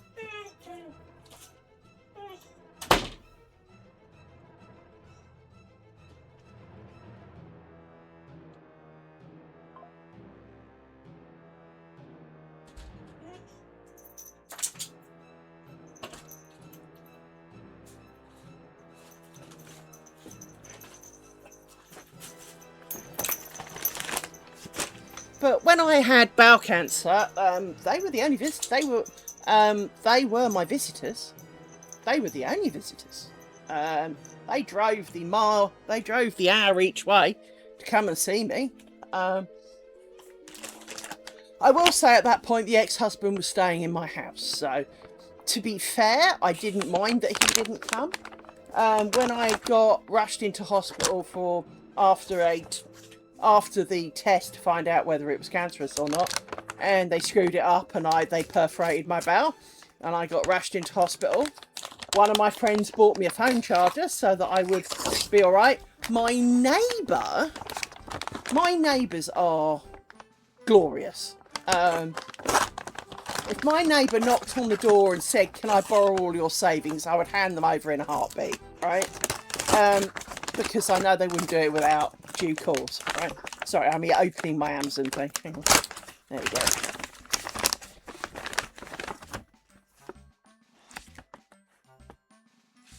What the fuck was that? Oh, it's cable.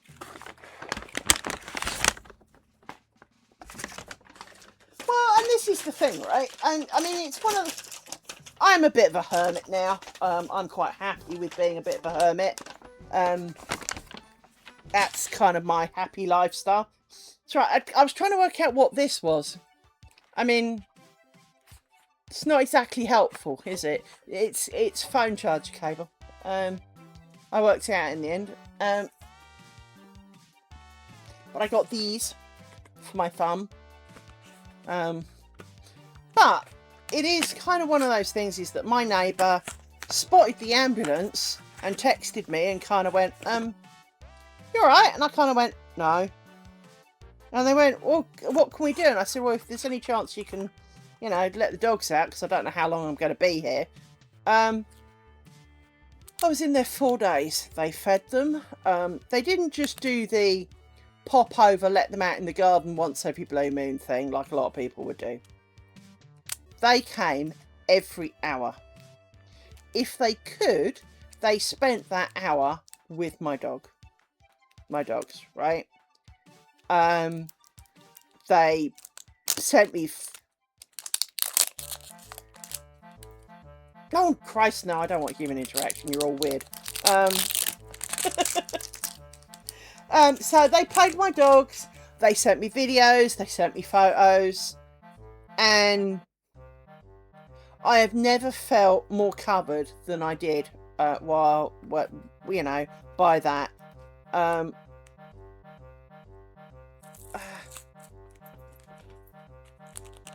I don't. My dogs would be a bit much for you. My dogs are a bit much for everybody, including me on occasions. They are not...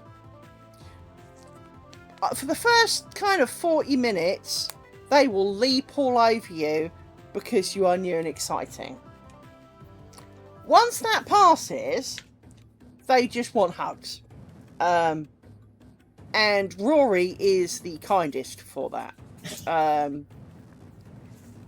So with that in mind, you know, it is feasible to help the dogs. By the way, the thing that was in the last box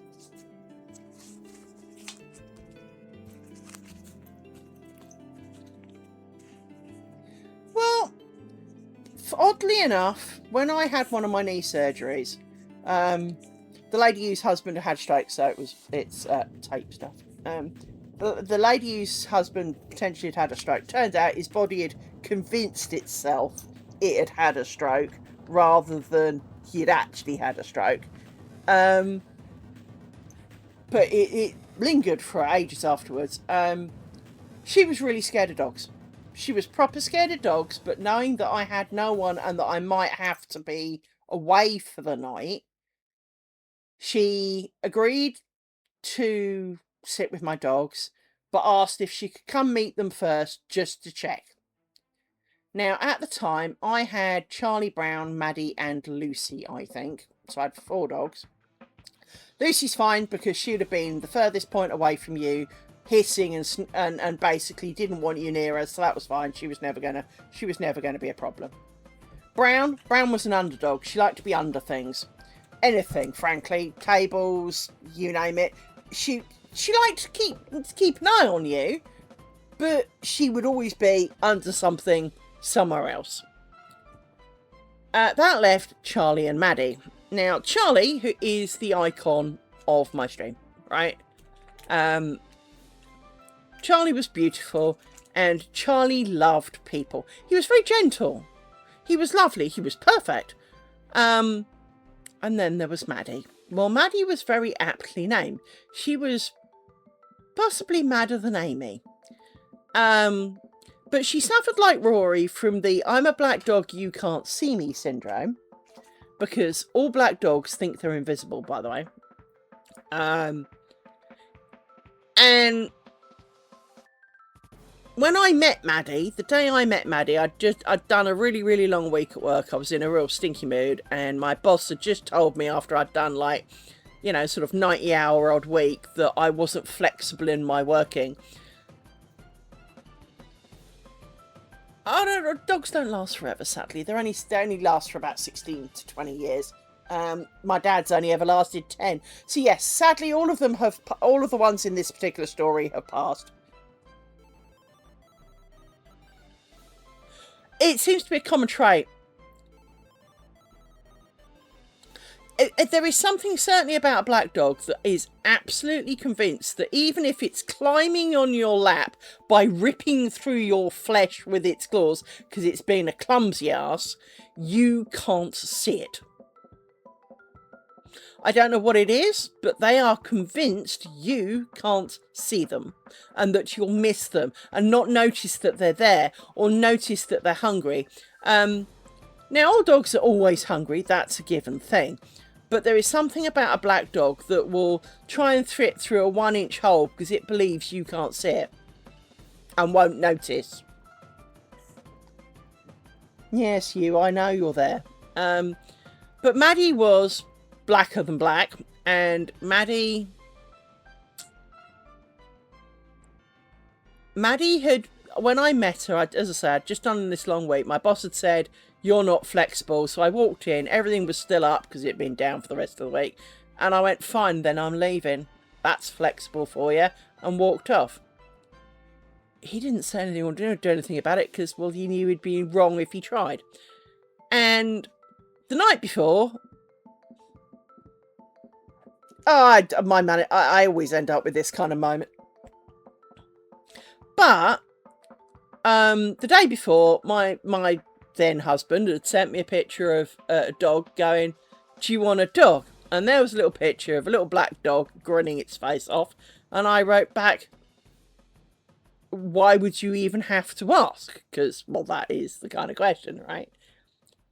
And he said, "Well, I'll get the guy at work to bring her in tomorrow."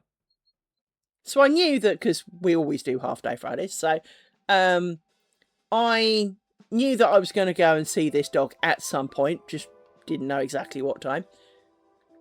And this guy had got Maddie out of a dog shelter and was hoping to do agility with her, but decided that Maddie was a danger to herself. Maddie was never a danger to herself. She wasn't even... I mean, the only thing she was ever a danger to was Trev's nose. because she had butted it a couple of times and broke it, which I found really funny. As did the dogs, because one time it knocked him out and he was lying on the landing and he kind of came to and we're all sort of like cartoon styles, like all standing over him, looking down, kind of going, "You all right?" And he's kind of like, "Did she break my nose?" "Yeah." "Oh, crunch. Is that straighter?" "Yeah." "Okay, yeah, it is." As he's looking a little bit. Yeah. That was the only thing she was a danger to, that and your fingers, because you had to kind of the dog treat or you'd lose some, right? But despite being the most over-enthusiastic dog, because Charlie was very well behaved, Maddie was, well, a bit like Amy, completely insane. My friend came to dog sit and met my dogs, and everyone kind of tried to be nice, and Maddie was completely insane. Anyway, my friend said, yeah, I'll be all right. And I said, "Are you sure? Because, once you're here, it'd be a bit difficult." And she went, yeah, not a problem. She came and dog sat, spent the day with my dogs, because, well, I wasn't staying overnight, because, well, frankly, if I don't have to, you won't keep me. I don't like staying in hospital if I can't help it. They got a dog. They had a lovely dog called Clint. And I am saying it distinctly for a reason after all. Clint was he was big, fluffy, something or other. It's really hard to think what Clint truly was. He had a bit of kind of husky colouring, but he wasn't a husky. But he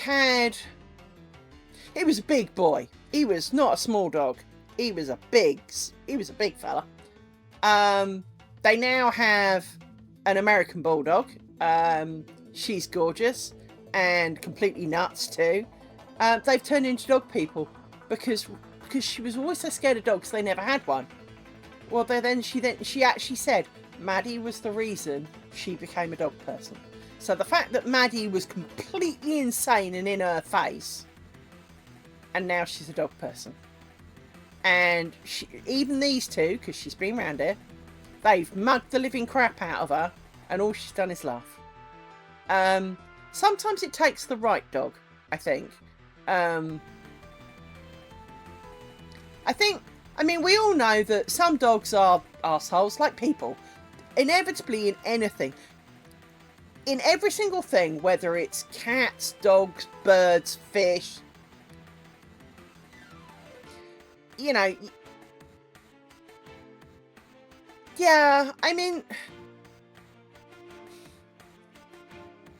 I've always had great love for dogs because I grew up with one.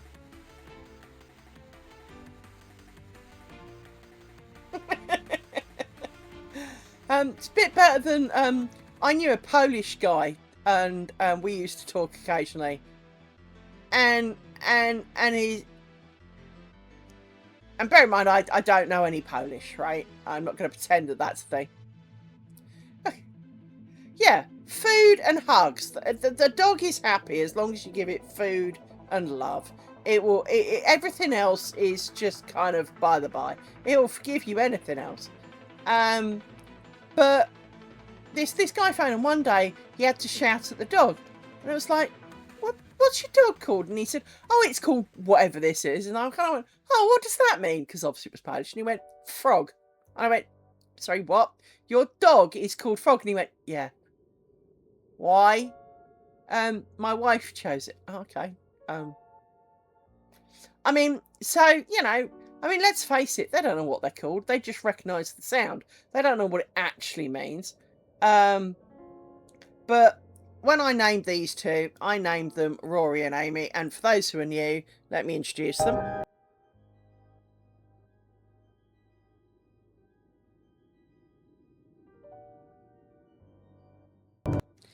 So that's Rory and Amy. Rory is the black one who thinks he's invisible. And Amy is the brown one who is crackhead. Their nicknames are Rory McPaws, So Rory is Rory McClaws, because he doesn't like his claws being trimmed, and he's got a bit of a Flojo kind of 3-inch acrylic nail look going on, because you can't trim them. No. And she is Amy Winehouse, because he doesn't need to speak, because she always does. And she whines, and, well, as you've already heard, so she whines a fair bit. So she's Amy Winehouse. Those are their nicknames. Yes. Charlie was called Charlie. And obviously when I was married, I had a different surname. So I was born a Kimber. I'm still a Kimber. But Charlie, when he was puppy, because he was joint custody dog, he was Charles Fur Riley. And he knew how badly he had done when he got called that. It was like the small child, sort of like, if you were like Anne Thomas, the traditional kind of like, Joe Bloggs kind of thing, right? If you were like Anne Mary Thomas, you knew full well you'd done bad. And the moment your middle name comes out, life's bad. You've done bad. And he knew. If we were in the park and I was like, Charles Fur Riley, shit. You could see it in him. And yet it was something we never trained him. But one of the other things that was really good about Charlie was that Charlie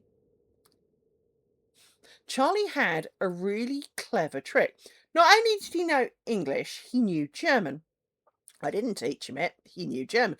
But where we got him from were breeders, but he was a mistake. Charlie was not a pedigree dog, but both of his parents were, just not of the same kind. Father had jumped the fence to do mum, and the breeder was disgusted at the whole idea. And so they weren't German. They didn't even speak a word of German. But Charlie knew German. We don't know quite how that happened. But also, if you were on the phone and you wanted to get out of it, and he'd bark. And he'd bark again. So you could sit there doing this and he'd bark each time you did it. Fucking result. Gotta go. Dog needs something. See you later. Bye. Great cat out, claws of all sorts of manner of shit. I mean, I wish I'd worked from home, because then it would be like, in some dull-ass meeting. Sorry, the dog's barking. I've got to go and see what it is. Oh, thank God. He was a very clever little soul. He was a good little boy, was Charlie. As Tenchi will vouch,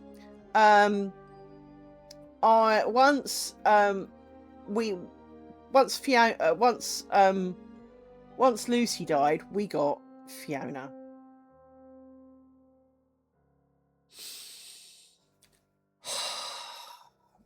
Charlie and Brown had gone. Lucy kind of had gone. And I think she was just about still here, but she was going. And I got Fiona. Now, Fiona was described to me initially as a sheepdog crossed with an Alsatian. The only thing about that dog that was Alsatian was the colour of its fur. She was a sheepdog. And she did what all sheepdog do, which is throw, fetch, throw, fetch. That fucking purple squirrel.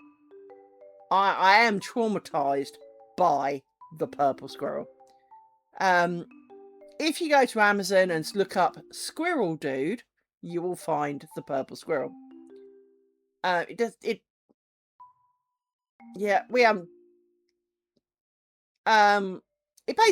a purple Kong toy it looks more like a beaver to me, but it was allegedly a squirrel, right?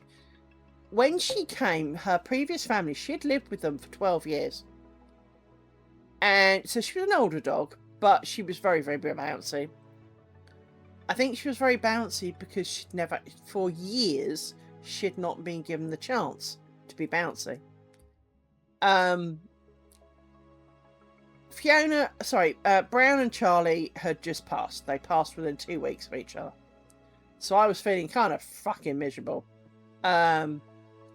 And I was in Tesco's trying to buy some crisps and asking the girl there, have you got my favourite flavour crisp? And she was like, no, sadly not. She knew the ones I meant. Okay. I'll best get home to the dogs then. And she exploded into tears, and I was like, shit. And basically, she explained that her husband was in the forces and was away a lot, and her and her toddler, and she was scared that the toddler was going to get whacked down the stairs by the dog and end up under child services. And it's kind of, that's a bit of a stretch, because, you know, one accident is not usually kind of the source of that, but okay, maybe there's more, I don't want to know, right? And she was like, but I don't want to give her up to a shelter because, you know, she'll be sad. And I went, well, you know, and we had a bit of a chat, and I said, well, I'm a bit dog light. If you want to talk about it a bit more, here's my phone number, we'll have a chat. We got a phone call the next morning. Come meet the dog. So I arranged at the weekend to go meet the dog. So I'm expecting an Alsatian, and I'm greeted by a border collie with the wrong colour fur. She was very pretty, do not get me wrong, but she did not have any Alsatian in her whatsoever, other than the colour of her fur. There was nothing of hers in that house. They had a baby, toddler thing, right? She had one bowl and a collar and a lead. That was it. Those were all of her possessions. She was not allowed on the furniture. She didn't get to touch any of the baby's toys, even though they're all over the floor. She couldn't go any within like 5 foot of the dog before she was shooed away. And I was expecting just to meet the dog. And I came, met the dog. Dog was fine. Yeah, it's a dog. I mean, Christ's sake, it's a dog, right? And they then said, well, you should take a... Now, I was going to say, right, well, maybe next week we'll meet in a field and I'll bring my dogs and you can bring Fiona. We'll all meet and see how they get on. I clipped her up and said, take her home for a bit. What? Well, bring her back later. And when I brought her back later, you could see you actually did. They were hoping I'd keep her. Honestly, they were. And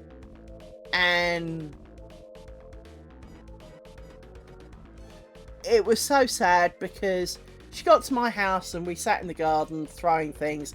Everybody took turns. It's one thing that I never taught my dogs, but from immediate there, she took turns. Maddie would go get something, she would go get something. Maddie would go get something, they just took turns by default. There was none of this, we'll both chase after it and then run around laughing because one of us got it. No. They took turns from the off. And it was kind of, you know, it's kind of weird, but, you know, it went kind of well. And so I went back and I said, you know, they got on fine. You know, I'm not, you know, I'm sure food and sleeping could be a little bit more, you know, up for grabs. And they went, well, you know, you can have her for the weekend. Yeah, okay. So we arranged that I'd pick her up Friday evening kind of thing and return her Sunday night. Midweek, can you pick her up tomorrow? So on a Thursday. Well, I've got to go to work. Didn't really fancy leaving them unaccompanied quite so quickly, but I guess. So I had them from Thursday night to Monday night, not quite a weekend, and everything went fine. The week after that was going to be bank holiday, so yeah, I picked up a new dog. So I basically got a free dog from Tesco's. That's how that worked out. And for those who don't know, Tesco's is a food store. So yeah, I got a dog in Tesco's. But to celebrate her arrival, I bought a number of toys because, you know, because while they would be shared toys, I wanted more toys for everybody so that she had something. Pretty much. And well, she picked out this fucking purple squirrel. I bought a small pile. It wasn't a great pile. It was like 5 things. She beelined for this purple thing. And, well, when we sent her off to the Rainbow Bridge, she took the fucking thing with her because we didn't want it no more. I was sick of that pissing thing. But little did I know how much I would come to hate that purple squirrel. But you know, she was an older dog. I mean, she was 16, 17 when she died. She was not a young dog, but she spent 4 or 5 years with me. And seemed to have plenty of fun with the fucking purple squirrel. Tenchi used to watch me game, and all you'd hear is, I am not throwing that fucking squirrel. I'll shove it up your ass. A lot, because, well, she wanted it thrown. A lot.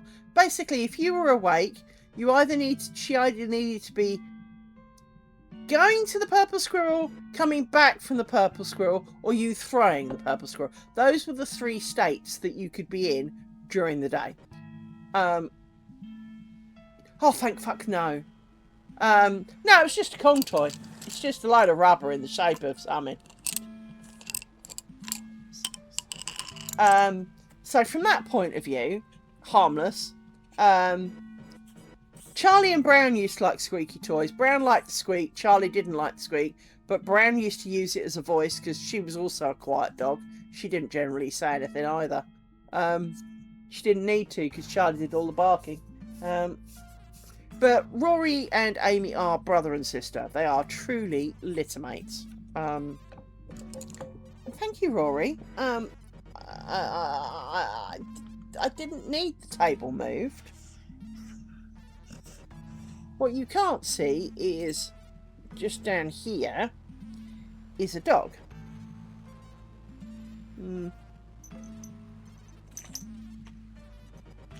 Oh, stretch. Oh, the hardship. Lie down. Lie down, Amy. You were comfy 2 seconds ago. Did he move and disturb your comfort? You're standing on my knee. You know you're going to fall off, right? Because you always do. See, there you go. Your foot fell off. And again. You're... Considering my legs are not that small, you're really crap at standing on them. He's really good at it. He puts his foot on my leg and it's always slap bang in the middle and never moves. You always get it wrong, don't you? You're not very good at that, are you? No. It's not your best skill. Your best skill is noticing that an ant moved in Nova Scotia and telling the whole of the county here that it moved. Yeah.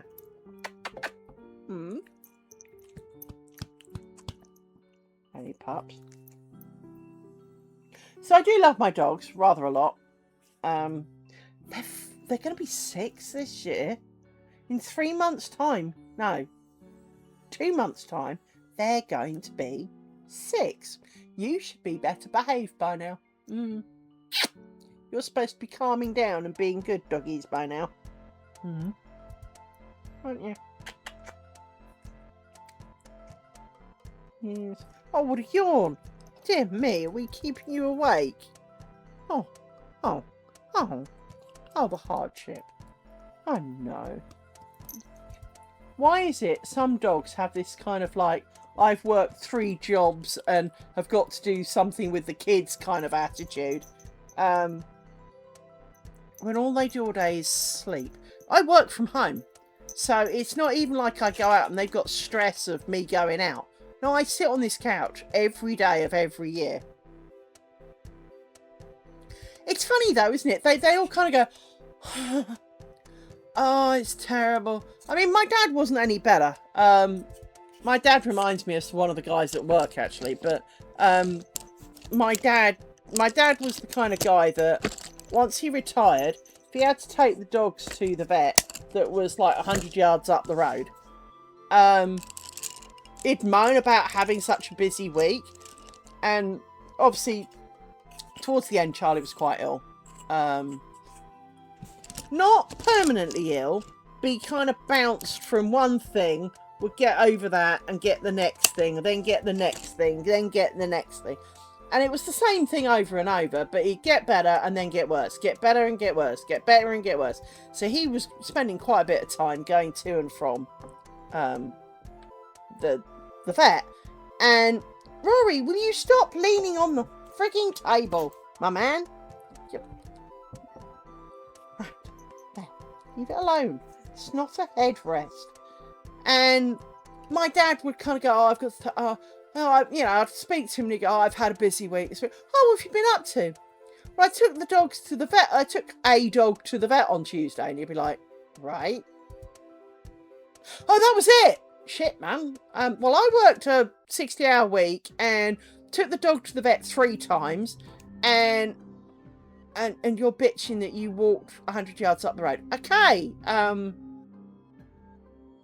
Yeah. I wish I had your problems, man. But like everything, and I think that's something that we all do to an extent. So, if you watch the video of the rich kids on YouTube or whatever, right, and how untitled they can be, part of that is they do feel hard done by when they get the wrong colour iPhone, or when, they don't get the model of car that they wanted. The fact that they got given a car is a miracle to a lot of people. I didn't get given a car. I had to buy mine, and my dad got really pissed that I bought a car. But it was one of those things, right? Is that some people, you only live with the life that you've known. Rory, really?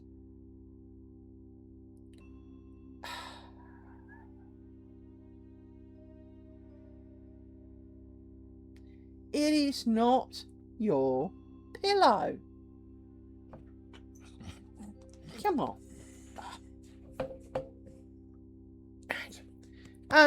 But, people who have no money, if someone needs to borrow, the cost of a phone call, and let's say it's 50p, they will share that because they appreciate things that they're given. A rich person could afford to give £100 but won't because they don't understand why it's important. It is, you only know the life you've lived. I never realised as a child how poor we were and how different my life was to everybody else's. I did not have friends over. I did not have friends really as a kid.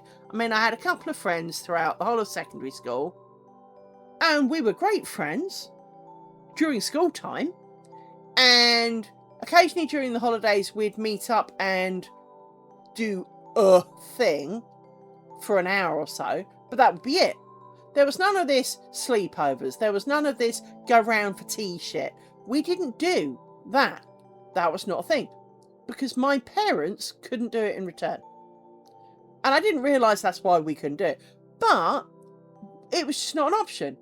My entire summer holidays were working on the farm for my grandparents. I didn't spend time with children.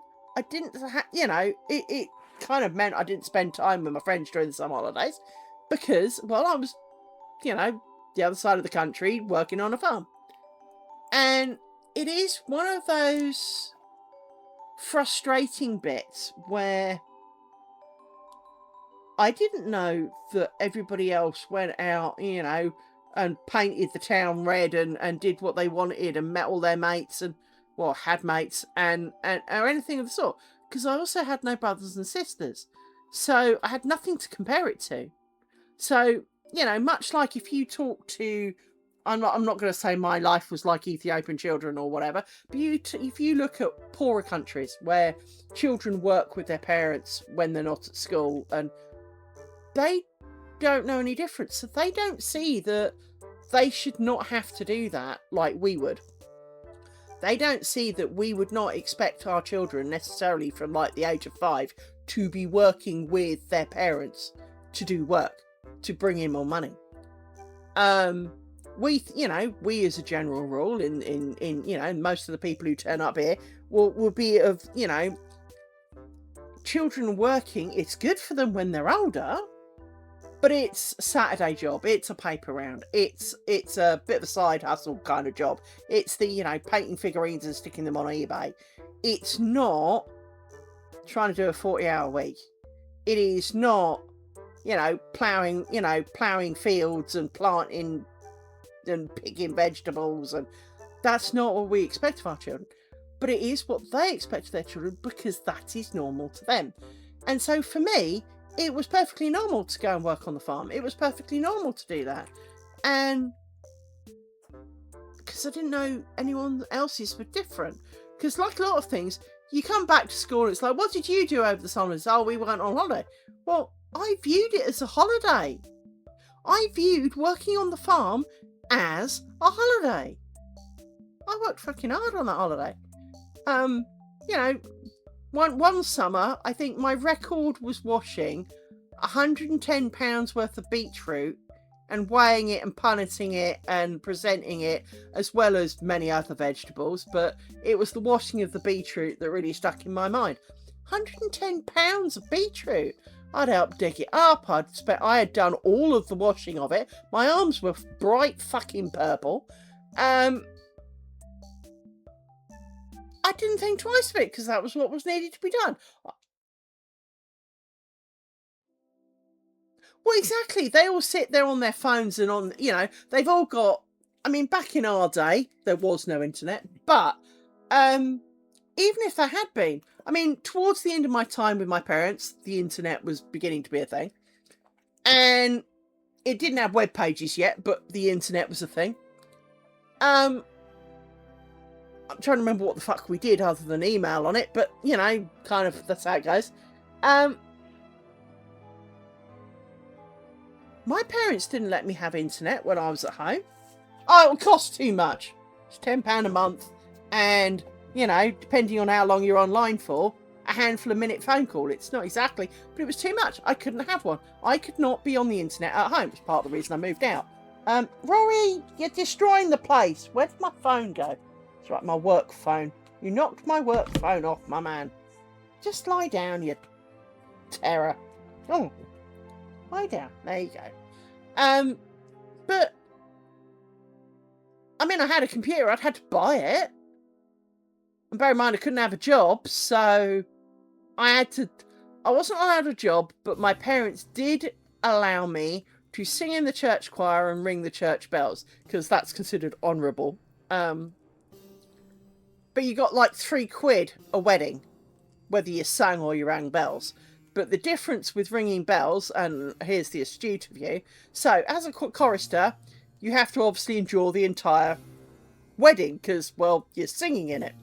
So you trunch down the aisle in your silly coat and all the rest of it, and stand there and sing for the whole wedding. As a bell ringer, you're going to be paid the same. You have to be there a bit in advance. Not a lot more than the choristers, by the way. But you ring them in. You don't hang around for the wedding. You can fuck off. Well, you see, if you get a group of you together in a car, and there are other local belfries, and the weddings coexist,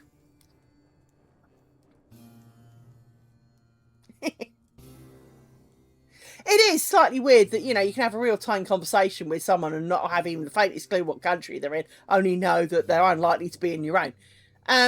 But as a bell ringer, you ring in, and if the stars aligned correctly, and the local belfries timings were all, it had to be a bit of a perfect storm, but you'd be surprised how common it was. You could ring in a wedding at place A, ring in a wedding at place B, ring in a wedding at place C, and then get back to A in time to ring out the wedding there, and then go to B, ring out the wedding there, and then ring out the wedding at C, and get 3 times as much for spending the same amount of time, give or take about 20 minutes. Yeah. That was a thing. Did a bit of that. So you could make, £9 a Saturday. And that was the only job I was allowed. So that's what I did. A lot of it.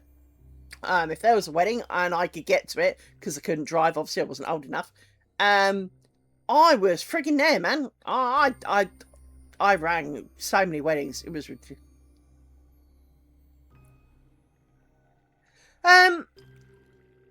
They do have them in America. I know this because an ex-boyfriend lives there and he still does bell ringing. Europe has very different style of bells to we do over here. So, how to explain it? This is bell-shaped, right? This is a bell. Imagine this is actually this way up, but you'll need to see it this way to make sense. Bell lives at rest like this, with the clapper sticking out the bottom. doing, doing, doing, right? But you don't ring them here. You ring them here in the UK, this way up. So they go up, and there's a little piece of wood that lives just off the top here called a stay. And it's kind of a piece of 2x4. It's really nothing that fucking exciting. And you have to land the bell carefully against the stay so that it will now rest. So it slightly goes over the top. And of course now the ads have come, haven't they?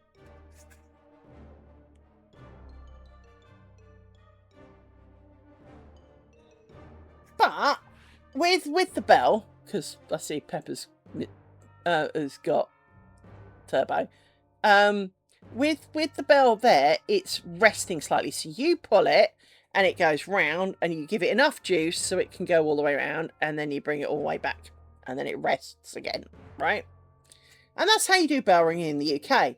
Now in Europe, they just kind of swing them down at the bottom like this, right?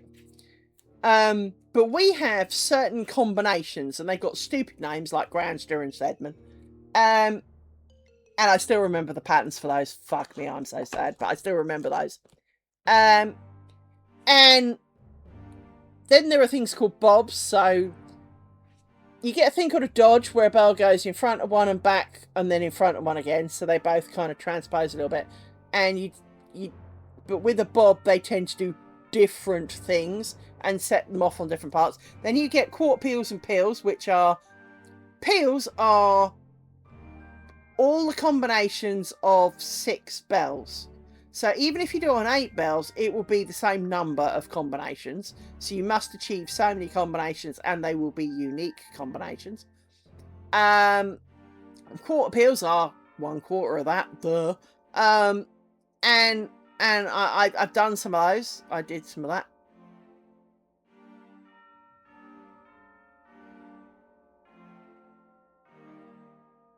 They are not cheap. Naughty Kel would do well with bell ringers because they use ropes. And they splice them and have to do them right, and you know, all the rest of it. So Naughty Kel would probably enjoy that aspect of it. But it is only a small portion. So probably not hugely interesting, but casual interest would be part of the thing.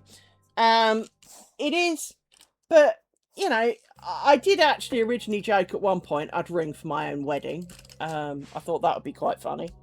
I didn't in the end, but I did think about it. We did have bells for our wedding. Partly because my ex-husband also did the chorister thing. Even though he's Catholic, he was a chorister for a... No, not handbells. Big motherfucking 1-ton swingy bells. I'm talking big church bells. The ones that go dong. You know, I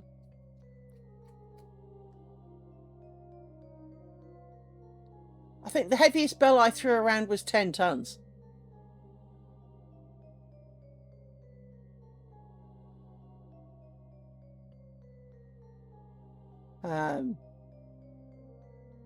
Yeah. I threw some heavy bells about. Proper bells. I mean, don't get me wrong, I have done some handbell ringing, but I was much more in for the swinging on the end of a rope going dong bell. By the way, you hardly ever actually swing on the end of a rope. The nearest to swinging on the end of the rope was... I applied my logic, as inevitably someone like myself would do, and I worked out a way of... When you do bell ringing, as I said, they start off down, and you have to work them up to up. And you can't just kind of hand over fist and haul them up, because you weigh a fuck of a lot less than the bell will win. What you do is you swing it and you encourage it, a bit like when you're on a swing, you encourage it to go more and more and more and more and more till it can go all the way up, right? And that's called putting the bells up, funny enough. And ringing the bells down, well, you do the reverse. You let them come down in a slightly controlled fashion. And the idea is to try and keep them all in order while you do it. Never works, but, you know, it's worth a try. But I remember we were at one belfry, and there was a fire. Not in the belfry, but in the church. And the fire brigade kind of came up and went, you got to go. And it's like, well, we're not leaving the bells up, because that's if you just pull the cord, obviously, and you don't know what you're doing and you don't let go, you would go up in the air. It would, you know, someone could claim that they were then injured and all that stuff. We had to get the bells down. And I am the smallest. I am at this point somewhere between 13 and 16 years old, right? In amongst a lot of adults, many of them retired, right? It is not generally a young person's sport.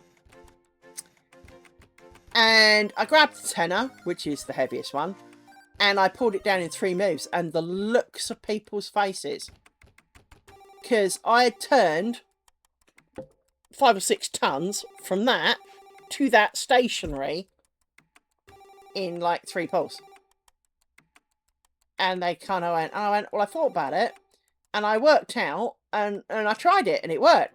I pulled down half those bells myself. Everyone else was kind of, you know, a load of people, oh, I'm flushed down, I don't know what to do. You know, the usual panic shit. Well, then fuck off downstairs. We'll do the rest of the bells. And I pulled down half the bells, because I had this art form that worked. And I went out, the ex-boyfriend I mentioned, we went on a tour around London once.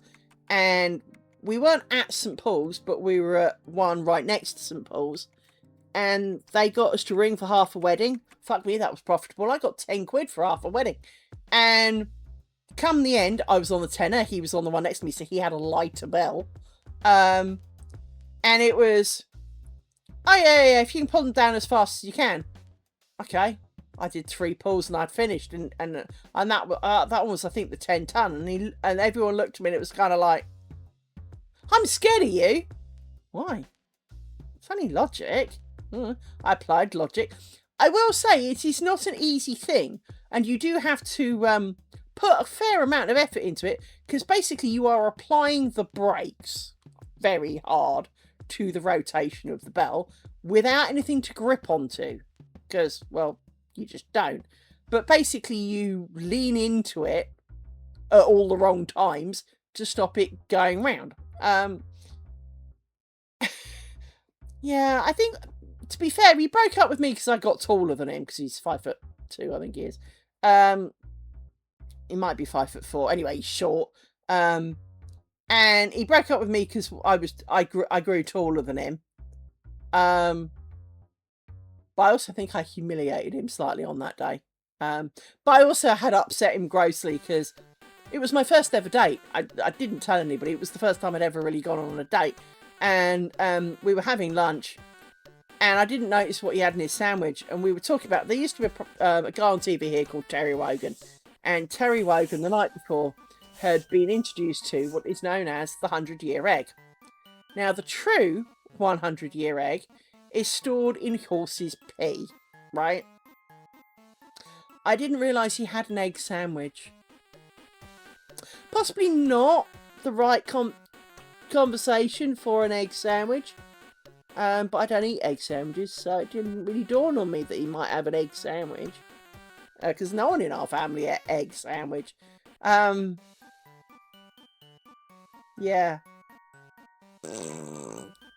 I still remember his number plate. D1390GH. That's really sad.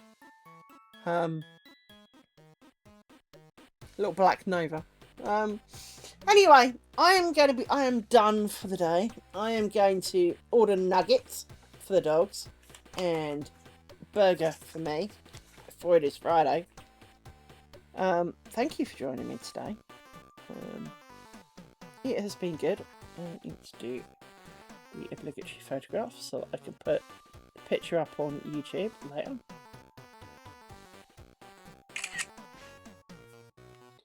Nice, Tench. I hope all was well with you, dear.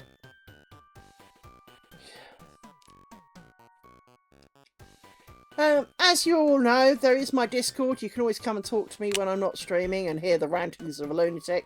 Because, well, that's kind of me.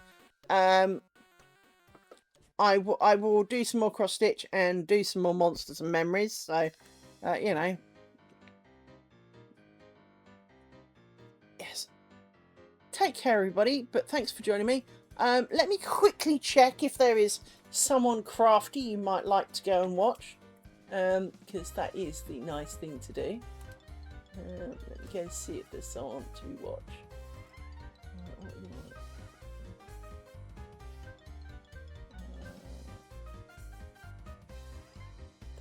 There are people. There are people. What people are?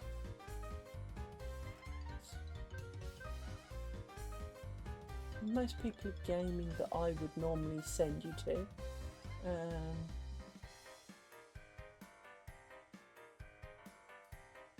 They're finishing, so that's not gonna work. Everyone else, yeah, everyone else is kind of finishing, so I will leave you to make your own choices. Click that off. See if there's anything. Actually, I'm going to send you to. I'll find someone to send you to. Looks like they're doing something interesting. No, it's a kit. No one wants to buy it. Nah, I'll leave you to find it. I can't see one that looks semi. Well, let's put it this way: there's none that I'd go and watch. So, it's not that they're showing anything bad, but I will leave you to make your own choices. You're adults after all. Take care, everybody, and I shall see you, if not before, this time next week. Take care. Bye bye.